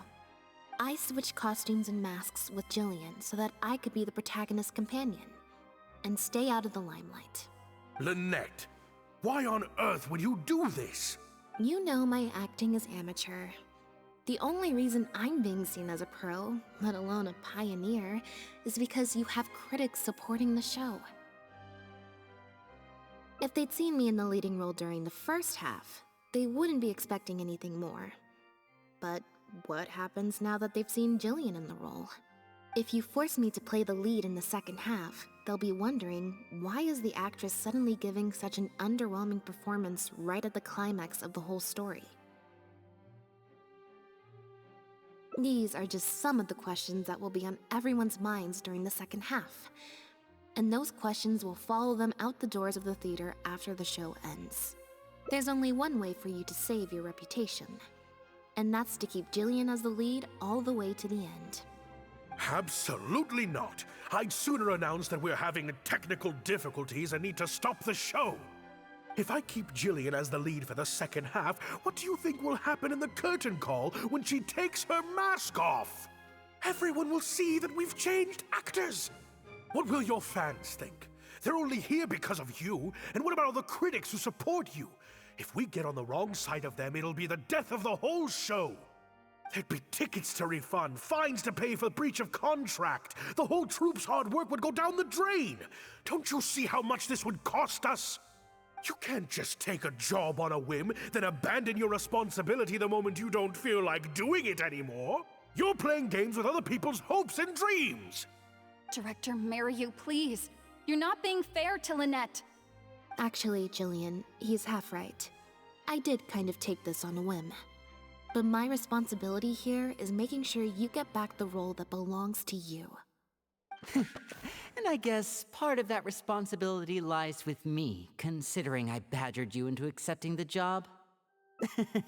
Sorry I'm a little late to the show. Work's been keeping me pretty busy lately. Lenny? What do you want? Do you think you can snap your fingers and make all my problems magically disappear? That might be a little tricky, but instead, I could make something else magically appear. What's this? A draft complaint letter, my contract, your legal fees, reimbursement for the tickets, and an advance on the penalty fee for breach of contract. Mr. Mariu, I'm stepping down from the leading role, regardless of whether you choose to cancel the rest of today's show. If you do suffer unforeseen financial losses from this, you're free to seek damages as per the contract. And if you want to file a lawsuit, there's a draft here that you can use if you need it. What the... I can't believe this. You're literally handing me a lawsuit against you with a straight face. Of course. All this Mora, it's a pittance to you, isn't it? Must be nice to have the luxury of prior success and fame. Look at us. We're huge stars. One minute we want to go on stage. The next we feel like backing out of the contract. But that's okay. We're famous. We can afford it. You have no respect for other people's work. You're treating other people's hopes and dreams like a big joke. You don't give a hoot how much this show means to other people. You don't even care that the whole production might have to shut down because of you. That's not true. I do care. And I'm under no illusion as to how much this show means to you. Oh, brilliant deduction there. Of course it means a lot to me. This is my show. That's the only reason I asked you to be in it in the first place. Really? Then why do your eyes tell a different story? The way you look at me, it's full of contempt. Almost as if I've destroyed your work of art. What? I would never think that. A couple days ago, I asked some associates to do some digging for me. I was interested to know who else you invited to play the lead apart from Lynette. Surprise, surprise. Turns out that all the other famous actresses you asked either had prior commitments or weren't a good fit for the role. They all turned you down. And I would have turned you down too, if not for an unlikely set of coincidences. You didn't send those invitations because you were looking for a better actress than Jillian, but because your investor wanted a big name in your show, right? Director Mariu. To get Maloney on your side, you chose to make Jillian the understudy, and then look for an opportunity for her to take the lead. I bet you were torn at first, weren't you? Do you stick to the tried and tested formula? Choose Lynette, use her celebrity to get the critics on your side so that you and your investors can line your pockets? Or do you choose Jillian, so that you and your longtime collaborator can stage the show of your dreams, the original, unedited version of The Lost Puppet? Oh, I didn't betray myself. You mentioned prior success and fame earlier, but you're a well-known director yourself, with countless works to your name. Wouldn't that make you successful too? Or maybe, deep down, none of your current achievements really count as success to you. Right now, you have an opportunity to send Jillian onto that stage and perform the second half as you always imagined it, faithful to your original script. Your work would be displayed for all of Fontaine to see in its true, perfect form. Did you say perfect? Or will you act now before Maloney and the critics can protest and make your dream come true on the stage? And Jillian's dream, In fact, the dreams of the whole troupe. The whole troupe? Director Mariu? Actually, most of the money Linny brought came from us. We all chipped in. We've worked with you for many years now. Your troupe has been here for you all the way from the empty theaters where we first performed to the Opera House today. We watched as you slowly started down a path you used to despise. The path of powerful connections, drinks receptions, backdoor deals with critics, and collaborations based on fame instead of talent. But this is just a temporary measure. I did it for the good of the troupe. And besides, this is how the whole industry works. Everyone else is doing it. Yes, we know. Back when you started, you had to bite the bullet and do these things to keep the troupe afloat. But then what happened? You began to embrace these methods more and more, becoming so reliant on them that every show you put out is overhyped by the media, and every script you write is edited to suit some celebrity's needs. Surely you must have noticed what's happening. While we've been performing at bigger and bigger theaters with each show, the applause is getting quieter and quieter each night, and the criticism from people who've seen the show is growing. Maloney's friends are sycophants. They don't care if the audience is disappointed because the show doesn't live up to their glowing reviews. They praise the things they like and skirt around the things they don't. Look, I know everyone's using the same promotional tactics, but does that really make it okay?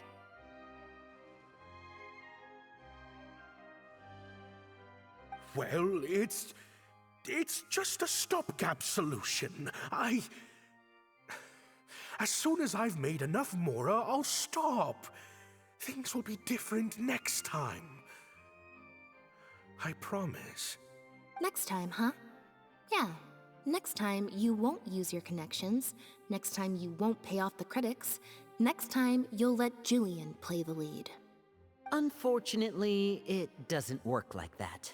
If you make some money once, you'll want to do it again, then again. Slowly but surely, you turn your back on your dreams. I won't turn my back on my dreams any longer, Director Mariu. Never again. Me neither.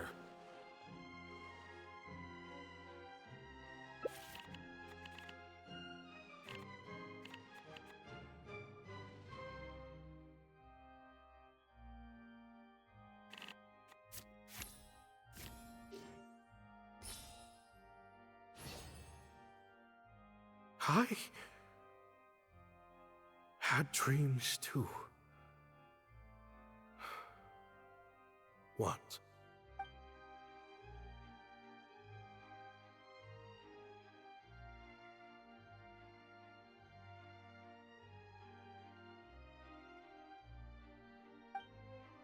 Huh. The plot here seems a little different from what the reviews said. The protagonist wanted to return to the stage, so the puppets replaced all her parts with the latest ones available, built her a grand opera house, and summoned a huge audience. And in the end, she forgot herself amidst the applause and cheers of her fellow puppets. Hey, no spoilers!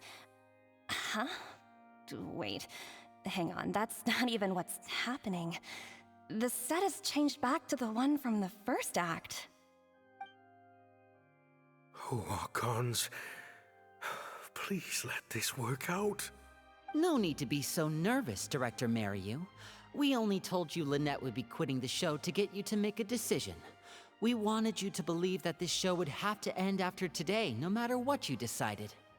But in truth, I believe that if we choose our words carefully, there's no reason we can't get Maloney to come around and keep the show going.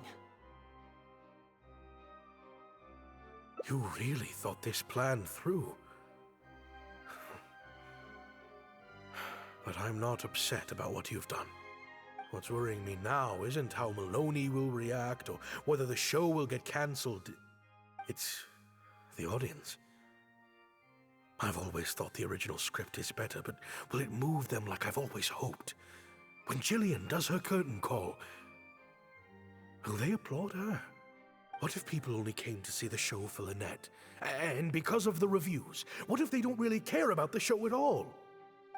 It feels like I've been hiding inside my safe little castle for too long. And now I'm scared to go outside the walls and hear what people really think.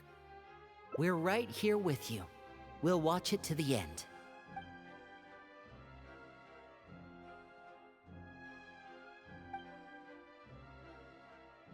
Wow. Okay, this ending is much better. I love how they brought back the set from Act 1 and gave it a whole new meaning. What a fantastic twist. Time for the curtain call. It's the moment of truth. Will the applause continue after I take off the mask? I could always leave my mask on. No one would ever know.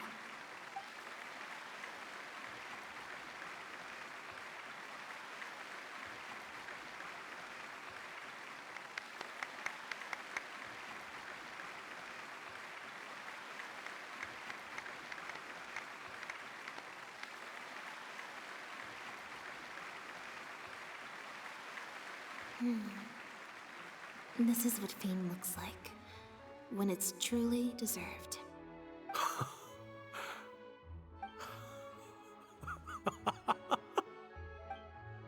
Jillian, you were amazing! Syra was tearing up when you did your final solo dance. Well, so are you. Really? I was so nervous. My legs felt like they turned to jelly. What looked like an actor unsteady on her feet was in fact a poignant expression of the protagonist's frailty in her last moments. Or whatever. Hey, Mario! What the heck was that?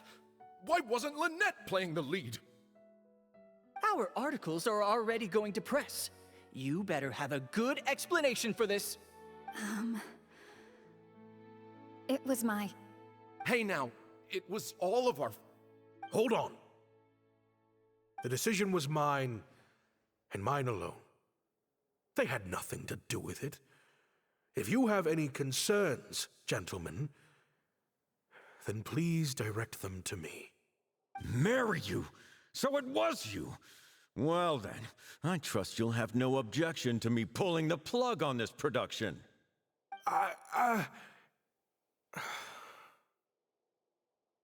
Director Mariu, Mr. Maloney, what on earth is going on?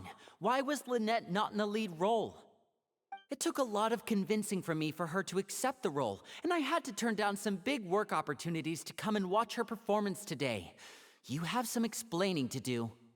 Lenny, it was all his idea. Mariu, explain yourself. Wait, Blinny, as a matter of fact, this was a piece of performance art. In this play, the masks and costumes serve to obscure the differences between characters, and by extension, the difference between human and machine. We took that idea to the next level with an actor swap, blurring the lines between one performer and the next. So it's in service of the ambitious artistic goals of the production. What? It's similar to deceiving the audience in a magic show. We employed this technique as a means of breaking the fourth wall.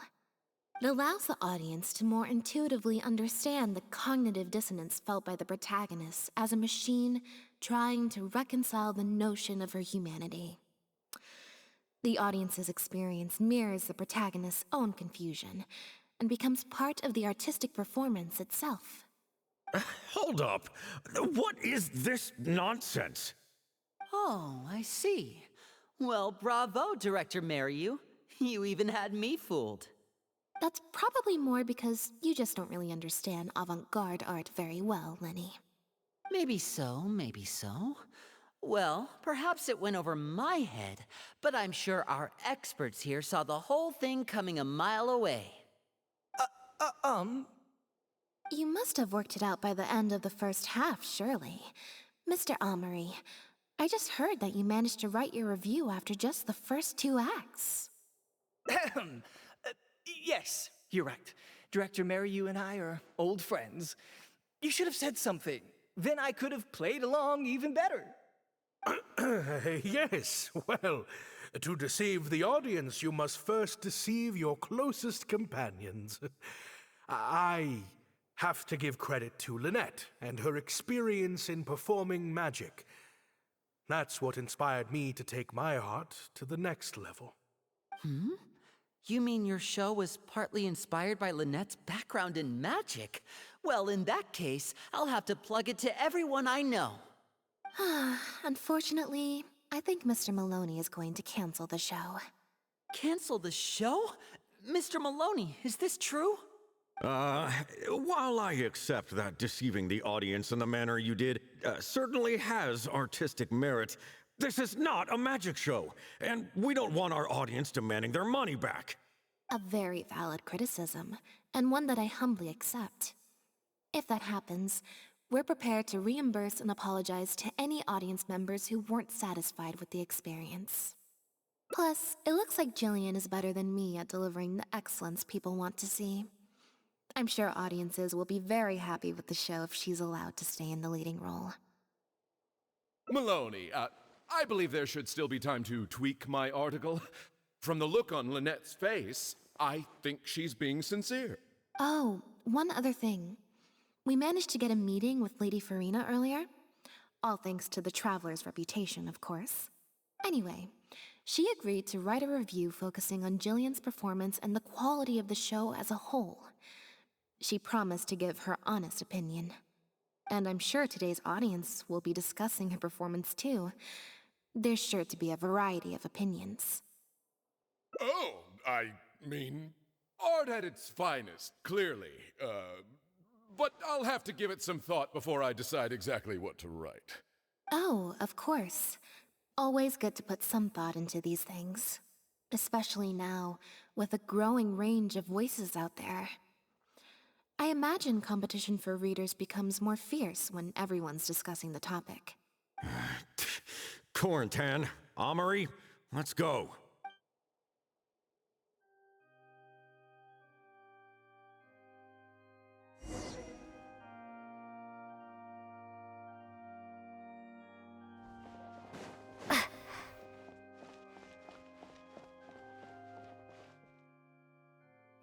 Thank you both so much. Without the two of you, who knows how much further down that cynical path I would have gone.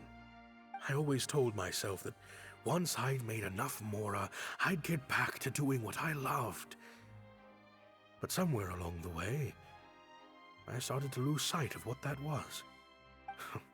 Just like those critics with their dishonest reviews, I became all about the trappings of success, at the expense of the art itself. You're right. Yes, I'm a very lucky man. Anyway, enough about my problems. What are we going to do about the threat letter that Lynette received? I've been looking into it a lot over the past couple of days, but it doesn't seem like it was one of our competitors after all. Ah, yes, about that. Lynette, do you have a moment? Wait, you're Jillian's sister, right? I'm sorry. Gina insisted on coming to see Lynette. I couldn't stop her. Lynette, I'm sorry!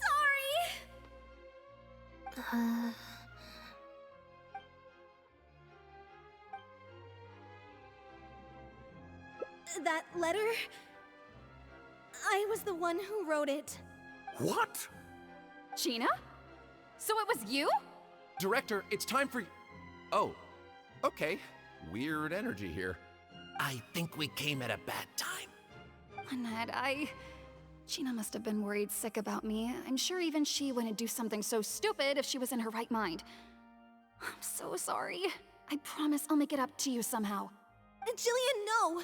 This is completely my fault, and I'm the one who should have to bear the consequences. I got the wrong end of the stick and completely misjudged Lynette. Well, since I haven't actually suffered any losses, seeking redress could be difficult. Maybe we could just let this one slide? Really? Are you sure? After all, Gina wouldn't be the first person to ever misjudge me, right? True. True. In any case, I think we can all agree it was a misunderstanding and nothing more. No need to overcomplicate things. But still, I was wrong to write that letter. I should own up to my actions, make it up to you in some way. If that's what you really want, then how about helping out backstage? Huh? Backstage? The crew could always use an extra hand. Plus, it'll give your older sister a chance to keep an eye on you and stop you getting into any more trouble. Thank you, Lynette. Really, thank you so much.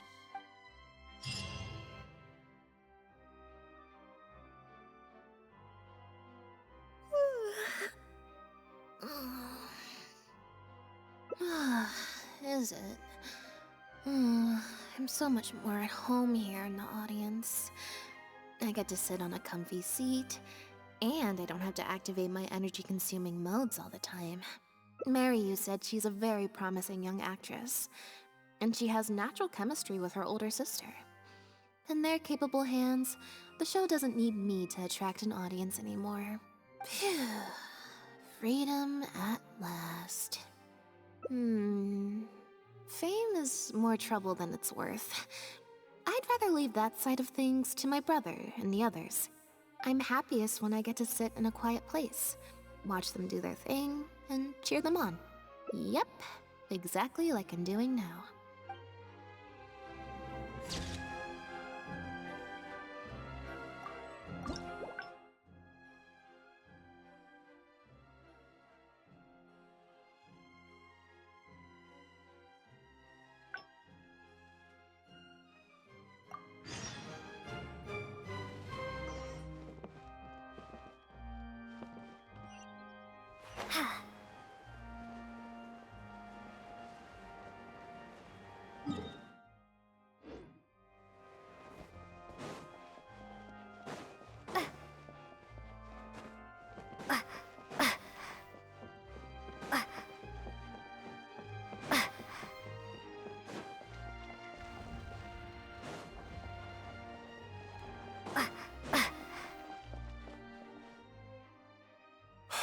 Thank you both so much. I always told...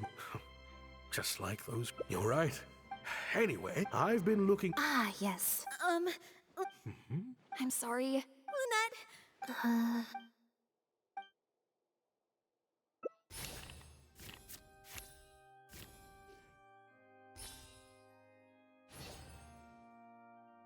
Yeah, me neither. Wait. Oh, do you mean when we ran into you at the Fleuve Sandra? And you said some mean things to me? As I recall, you were only trying to look out for your sister. It was just a few words spoken in anger. Don't worry. Whatever it was you said, I've already forgotten. Oh. I see. Well, it sounds like Gina knows what she did was wrong. Owning up to your mistakes and committing to do better in the future is what counts. I understand that feeling of wanting to stand up for your family when they're being mistreated. Really, I do.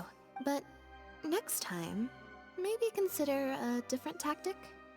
Something you can pull off more effectively, and without arousing suspicion. Got it. Thank you, Lynette. Why do I feel like I'm missing something here? Hey, here you are. I was wondering where you'd all run off to. Great! Everyone's in one place. That makes this so much easier. What do you think? It's group photo time! We have to commemorate the debut of the Lost Puppet Director's Edition. Okay, everyone, we all have pretty awkward smiles on our faces in the photo from Hotel de Boer, so this time, no forced smiles allowed. Oh, am I really not allowed to force a smile? I'll try, I suppose. I think I can manage. Lynette, Traveler, come on! You two should be right in the middle. 3, 2, 1, smile!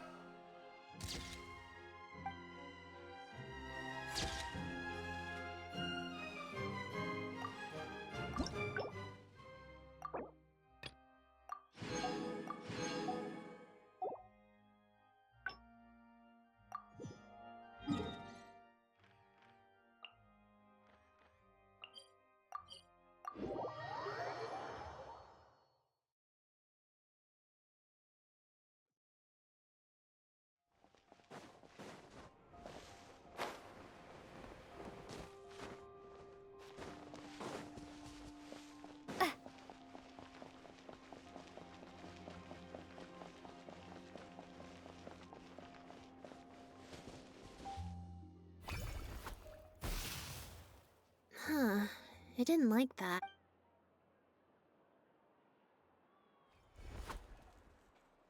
Clearly, there's some design flaws to. Let's see. 4. Well, if you want to get the. So, to put it another way. Thank you. Here, take the fatal. Also. Huh? What you're saying is, since nobody's come looking, I can just keep hanging out with Bonnie for a bit longer? Is that really okay?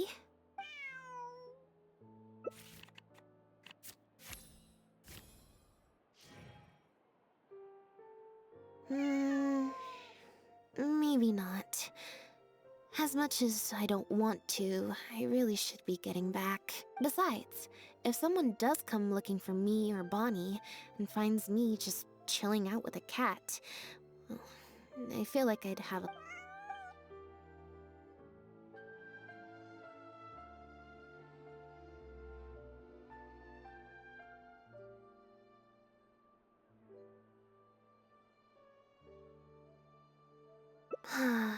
Back to the... Nope. Besides, the drinks were so... I might get sued for... one other thing.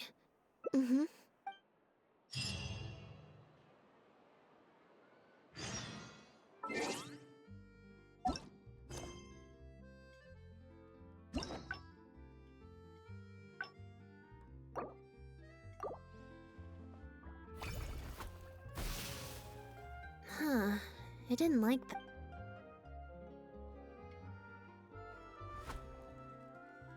Clearly, there's some design flaws to... Let's see... 4. Well, if you want to get the... So, to put it another way... Thank you. Here, take the... Also... Huh? What you're saying is... Since nobody's come looking, I can just... Is that really okay?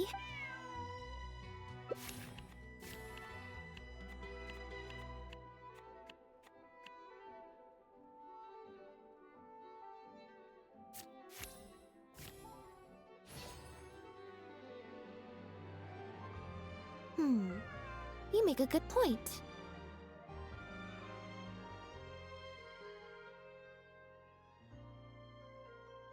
Okay, well... Assuming Bonnie hasn't strayed too far from where she went missing, there's a chance we might bump into her owner in either the Steambird offices or the restaurant. So, stick around here in standby mode? Yeah, that suits me. Oh, good idea. Bonnie's definitely hungry. May as well. We could be here a while. When I was trying to find somewhere I could space out earlier, collect my thoughts, I figured the cafe might be a good shot. Alright then. Plan of action, spend the whole day spacing out. In standby mode.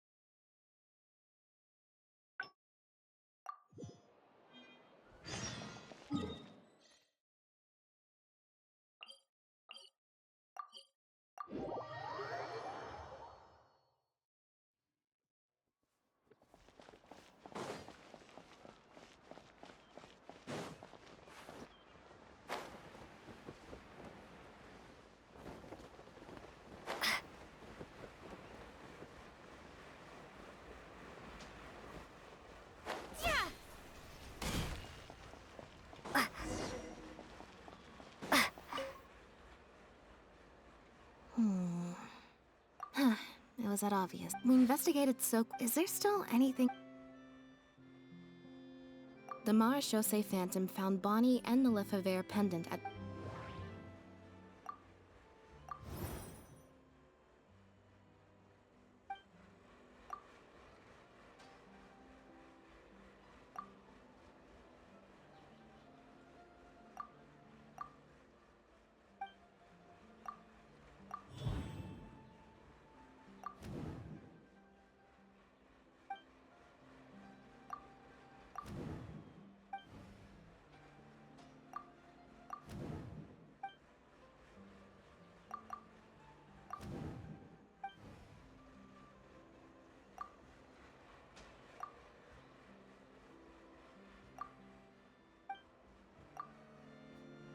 Why would he leave such an obvious trail for us to follow when he took so much care to not leave any traces of imitation synth in his home?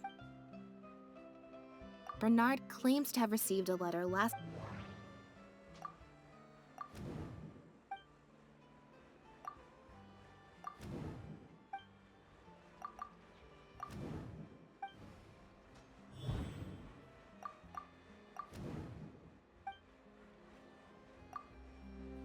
If Bonnie had imitation synth in her body, then she was a liability that had to be recovered at all costs. And thinking about it, could it be that the person who wrote the letter also knew nothing about Bonnie's whereabouts?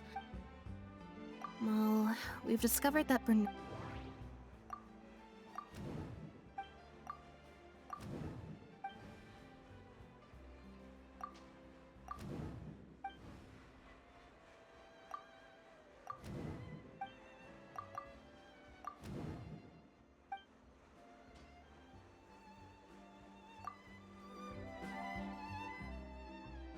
There's no need to rush.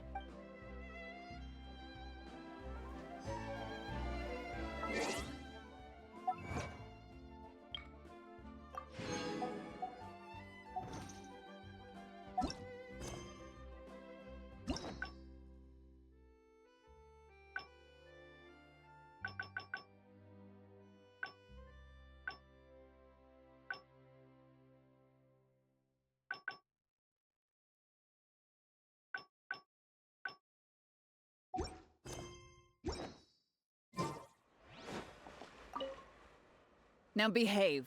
Ow! That hurt.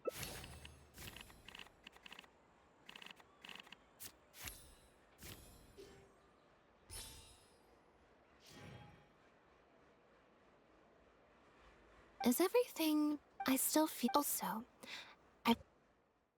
strange sense that something... no good. I've still got... Alright. Let's go to the Humane Society before my energy for today.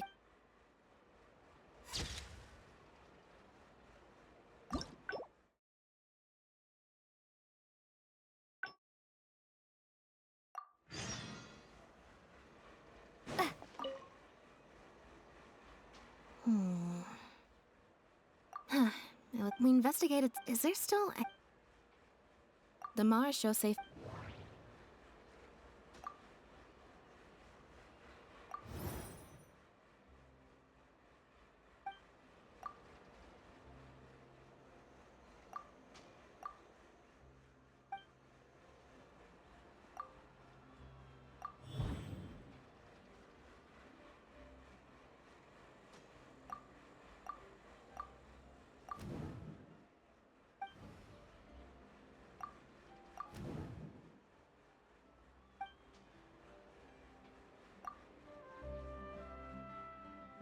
There's no need to rush.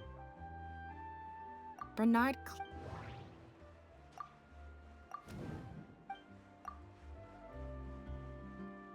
There's no need to rush. Well...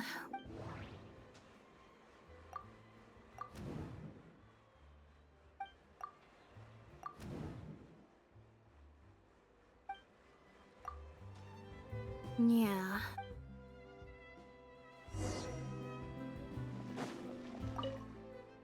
Now behave and fall. Ow! That hurt.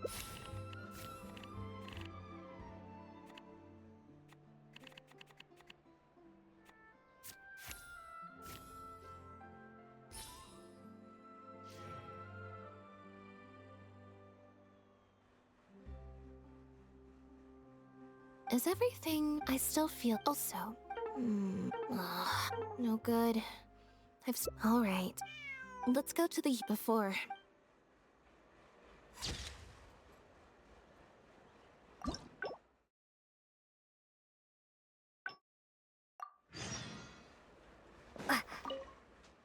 Now behave. Ow! That hurt.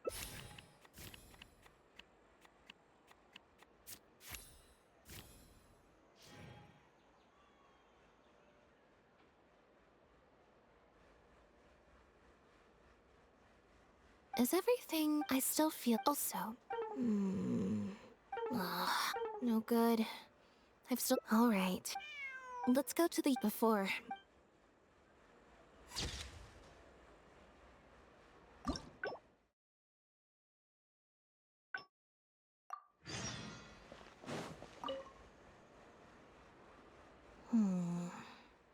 Huh.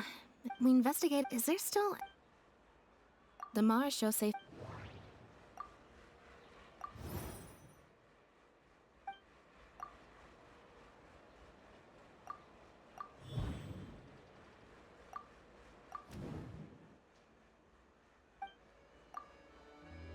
Why would he leave? Bernard claimed.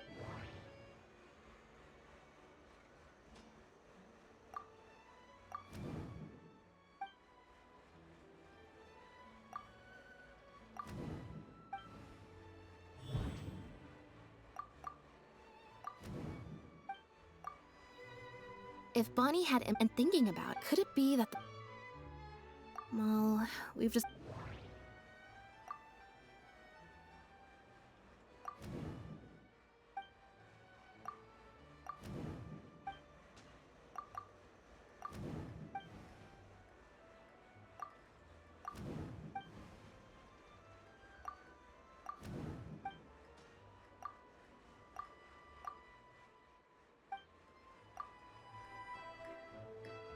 There's no need to...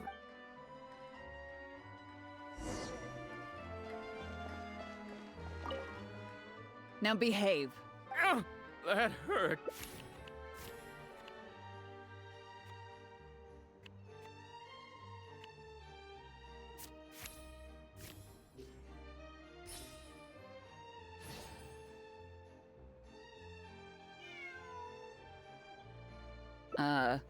Is there something else you need from me, Traveler? Huh? I see. It all makes sense now. Hey, what are you talking about? Look, even our confessed criminal here has no idea what you're saying.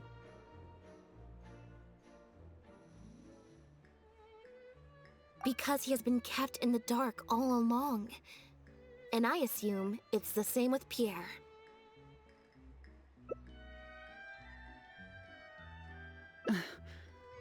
That never quite added up for me. Why did Pierre feel compelled to return to his home with Bonnie and the pendant, and make them so easy to find for the Marechaussee Phantom? Both of these things are in stark contrast to his usual meticulous and vigilant behavior. There's only one reasonable explanation. He was following orders, just like Bernard. He probably received the following instructions right before the Phantom came knocking on his door. Bring the cat and the pendant, and our undercover agent will be sure to help you. Unbeknownst to him, however, the third person who wrote that letter to him had long decided to sacrifice him and Bernard to save themselves. What? You can't be serious. There was a third person involved? If you focus only on Bernard's testimony, it's easy to believe that only Bernard and Pierre were working together. The case appeared extremely simple. Bernard did the trafficking, Pierre the imitation synth production, drugging, and stuffing. Wait. But that doesn't make any sense. If that's the actual truth, then as soon as Pierre is caught, he'll explain his side of the story and the third person will... Yep, which is why the third person made sure that Pierre would never be found again. Once they had instructed Pierre to expose himself, the third person wrote to Pierre again, suggesting that everything had been taken care of, and he should take Bonnie and safely return to his base. Of course, Pierre's disappearance at such a sensitive time immediately made him a prime suspect. Knowing that Bonnie had last been seen with him, all the third person would have to do from that point on would be to lead the Phantom to investigate the Humane Society and get Bernard to confess the truth. Wait, so you're saying that the letter I received yesterday, the one that made me think Pierre was still alive, it was also sent by the third person? Is that what happened? I'll get back to headquarters right away and reinvestigate this case from the top. Chevra said that assumptions can be detrimental to solving a case. Someone among us, however, has been feeding us all kinds of preconceived notions ever since our first meeting. They suggested that Pierre's disappearance was an attempt to escape the judgment of the law, and that Pierre was a scion of the Lefebvre family. But if the disappearance is truly just a cover-up for a murder, then couldn't the true scion have been an illegitimate daughter, rather than an illegitimate son? Huh? Haven't you taken this joke a bit too far? You're right. I did let a lot of assumptions get to my head when I first started to talk to you about the case. I'll make sure to correct my behavior. You deliberately fed us lies, but even you could not control every last detail of your plan. There was a flaw in your scheme, and something didn't quite go as planned.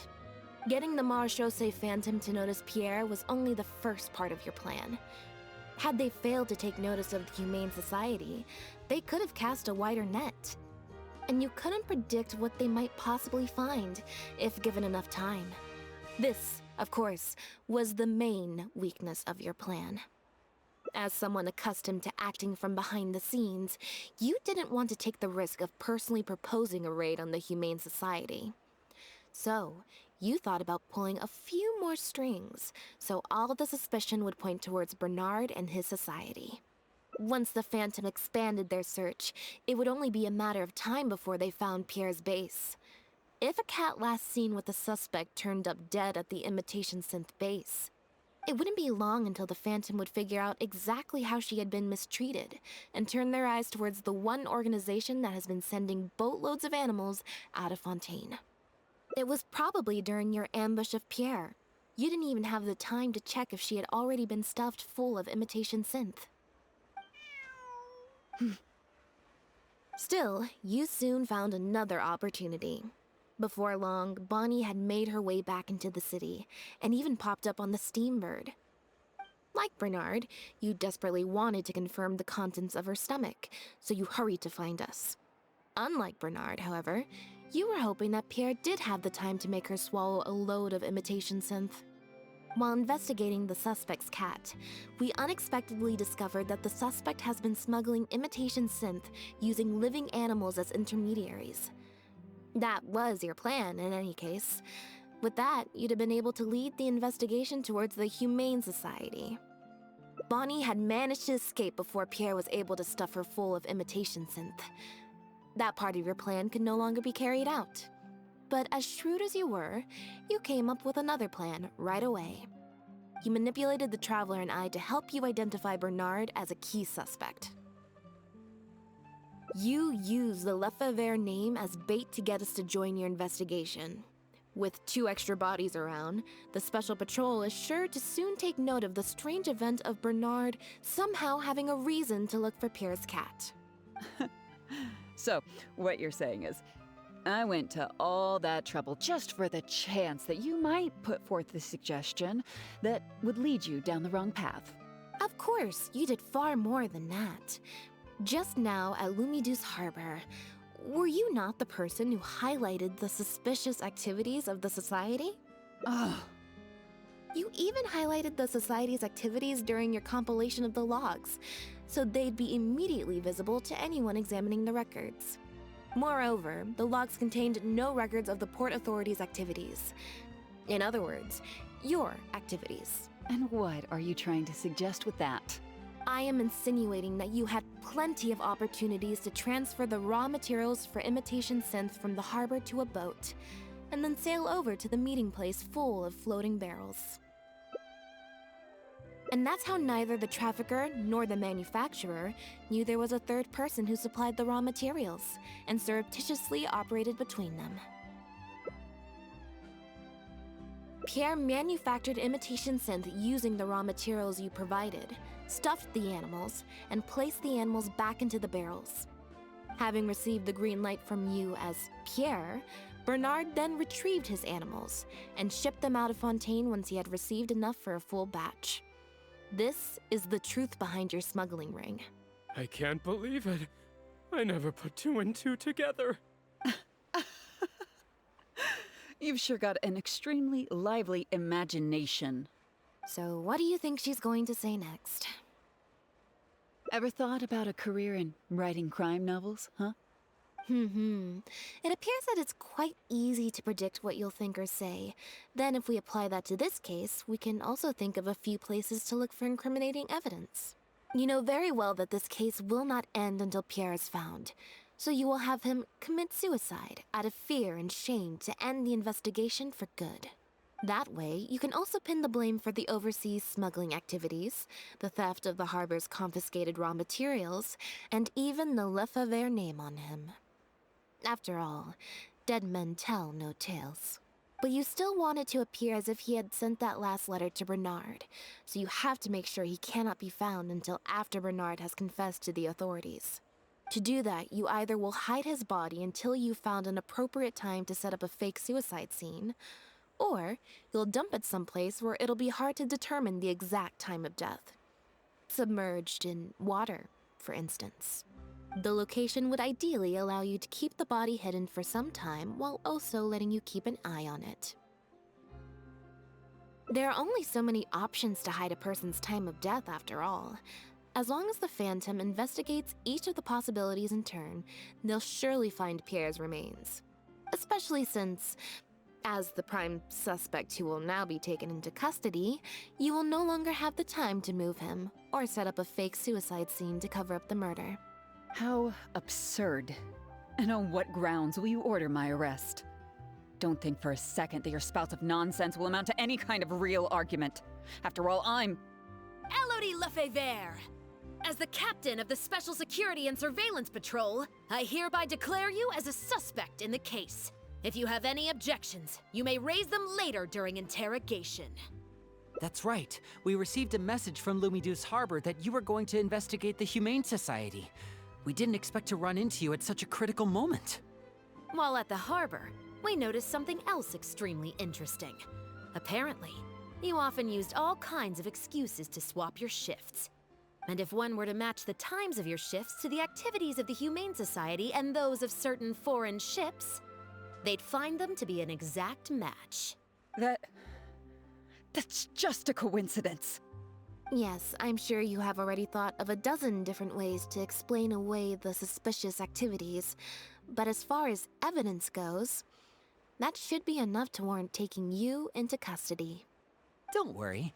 If it turns out that the guards are still unable to find any evidence after all this, Lynette and I will do everything in our power to clear your name. Although judging by her reaction, I assume no follow-up from us will be needed. The Lefebvres were infamous for using disguise and infiltration to achieve their goals. Who would have thought that they would have planted someone within the guards? Judging from the timeline, they likely arranged for you to enter the guards before the fall of the clan. But they probably didn't expect you to turn it to your advantage and use your job to save yourself during the purge. Not only that, but you actively participated in the interrogation, arrest, and judgment of the Lefebvres during their fall, thus clearing yourself of suspicion. You brutally and cruelly abandoned your allies as soon as they outlived their usefulness, just like a lizard cutting off its own tail in order to live. You've been doing this for years. So you played me like a fool after all? Ah!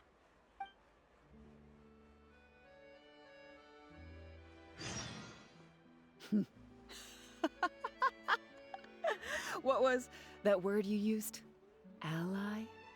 You think that someone as foolish as him is worthy to call himself my ally? They were worthless scum, all of them. Not just Bernard and Pierre, but those Lefebvres too. They always just saw me as a tool. I lost all my chances of a normal life just because I was born into their lot. Not only that, but because they wanted me to become an undercover agent, they stripped me of my name, too. I had to live in constant fear of them while they were alive. And even once they were gone, I had to continue to bury my heritage and my name. Always worrying that their enemies would come knocking at the door. Do you know anything about what I've been through over all these years? My life as the last Lefebvre?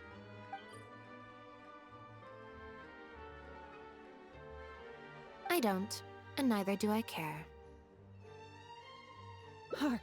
Are you... for real? Aren't you a Lefebvre victim too? Elodie, you're the only one still living under the shadow of a name. That's enough. Keep your hands where I can see them and do not resist arrest. If you have more to say, save it for the interrogation room. What a joke. What a joke! Hey! Don't come any closer! What's that?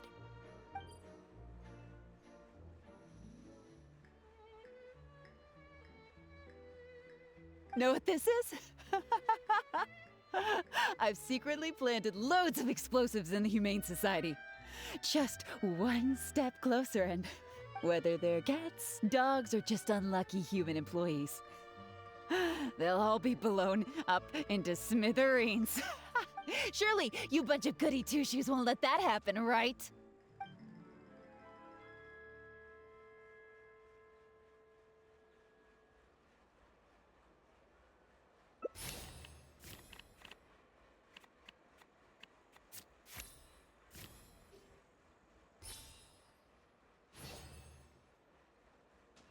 Do you know what would happen to you if you were to run away now?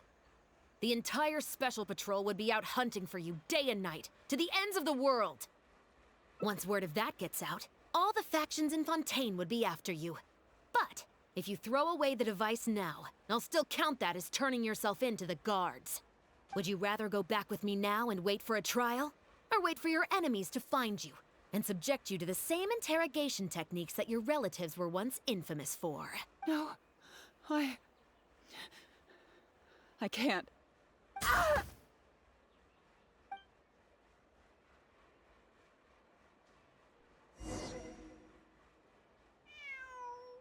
Phew. So I was right after all. It's easier to deal with the person causing the problem than the problem itself. This is it. Looks like it's just a toy. Guess that's probably why she suddenly flipped and knocked out Bernard. He probably knew that there were no explosives at the Society. Well, given that she never even showed her face to Bernard and Pierre, I had my doubts that she'd have gone to the Society in person to plant explosives. Thank you for your help, everyone. I'll take them back for thorough questioning and find someone better to take over the Humane Society. I might need a few statements from everybody. Would you be able to come with me? If statements are all you need, can Linny provide them on my behalf? I still need to go back and explain some things to the crew. I also had an appointment with the Traveler before we got interrupted.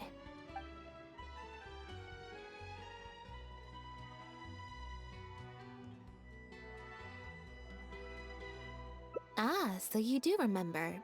Yes, I invited you to come over to our place. Once I'm done talking with the troupe, I'll make a nice cup of tea and bring Bonnie to wait for you outside of my door.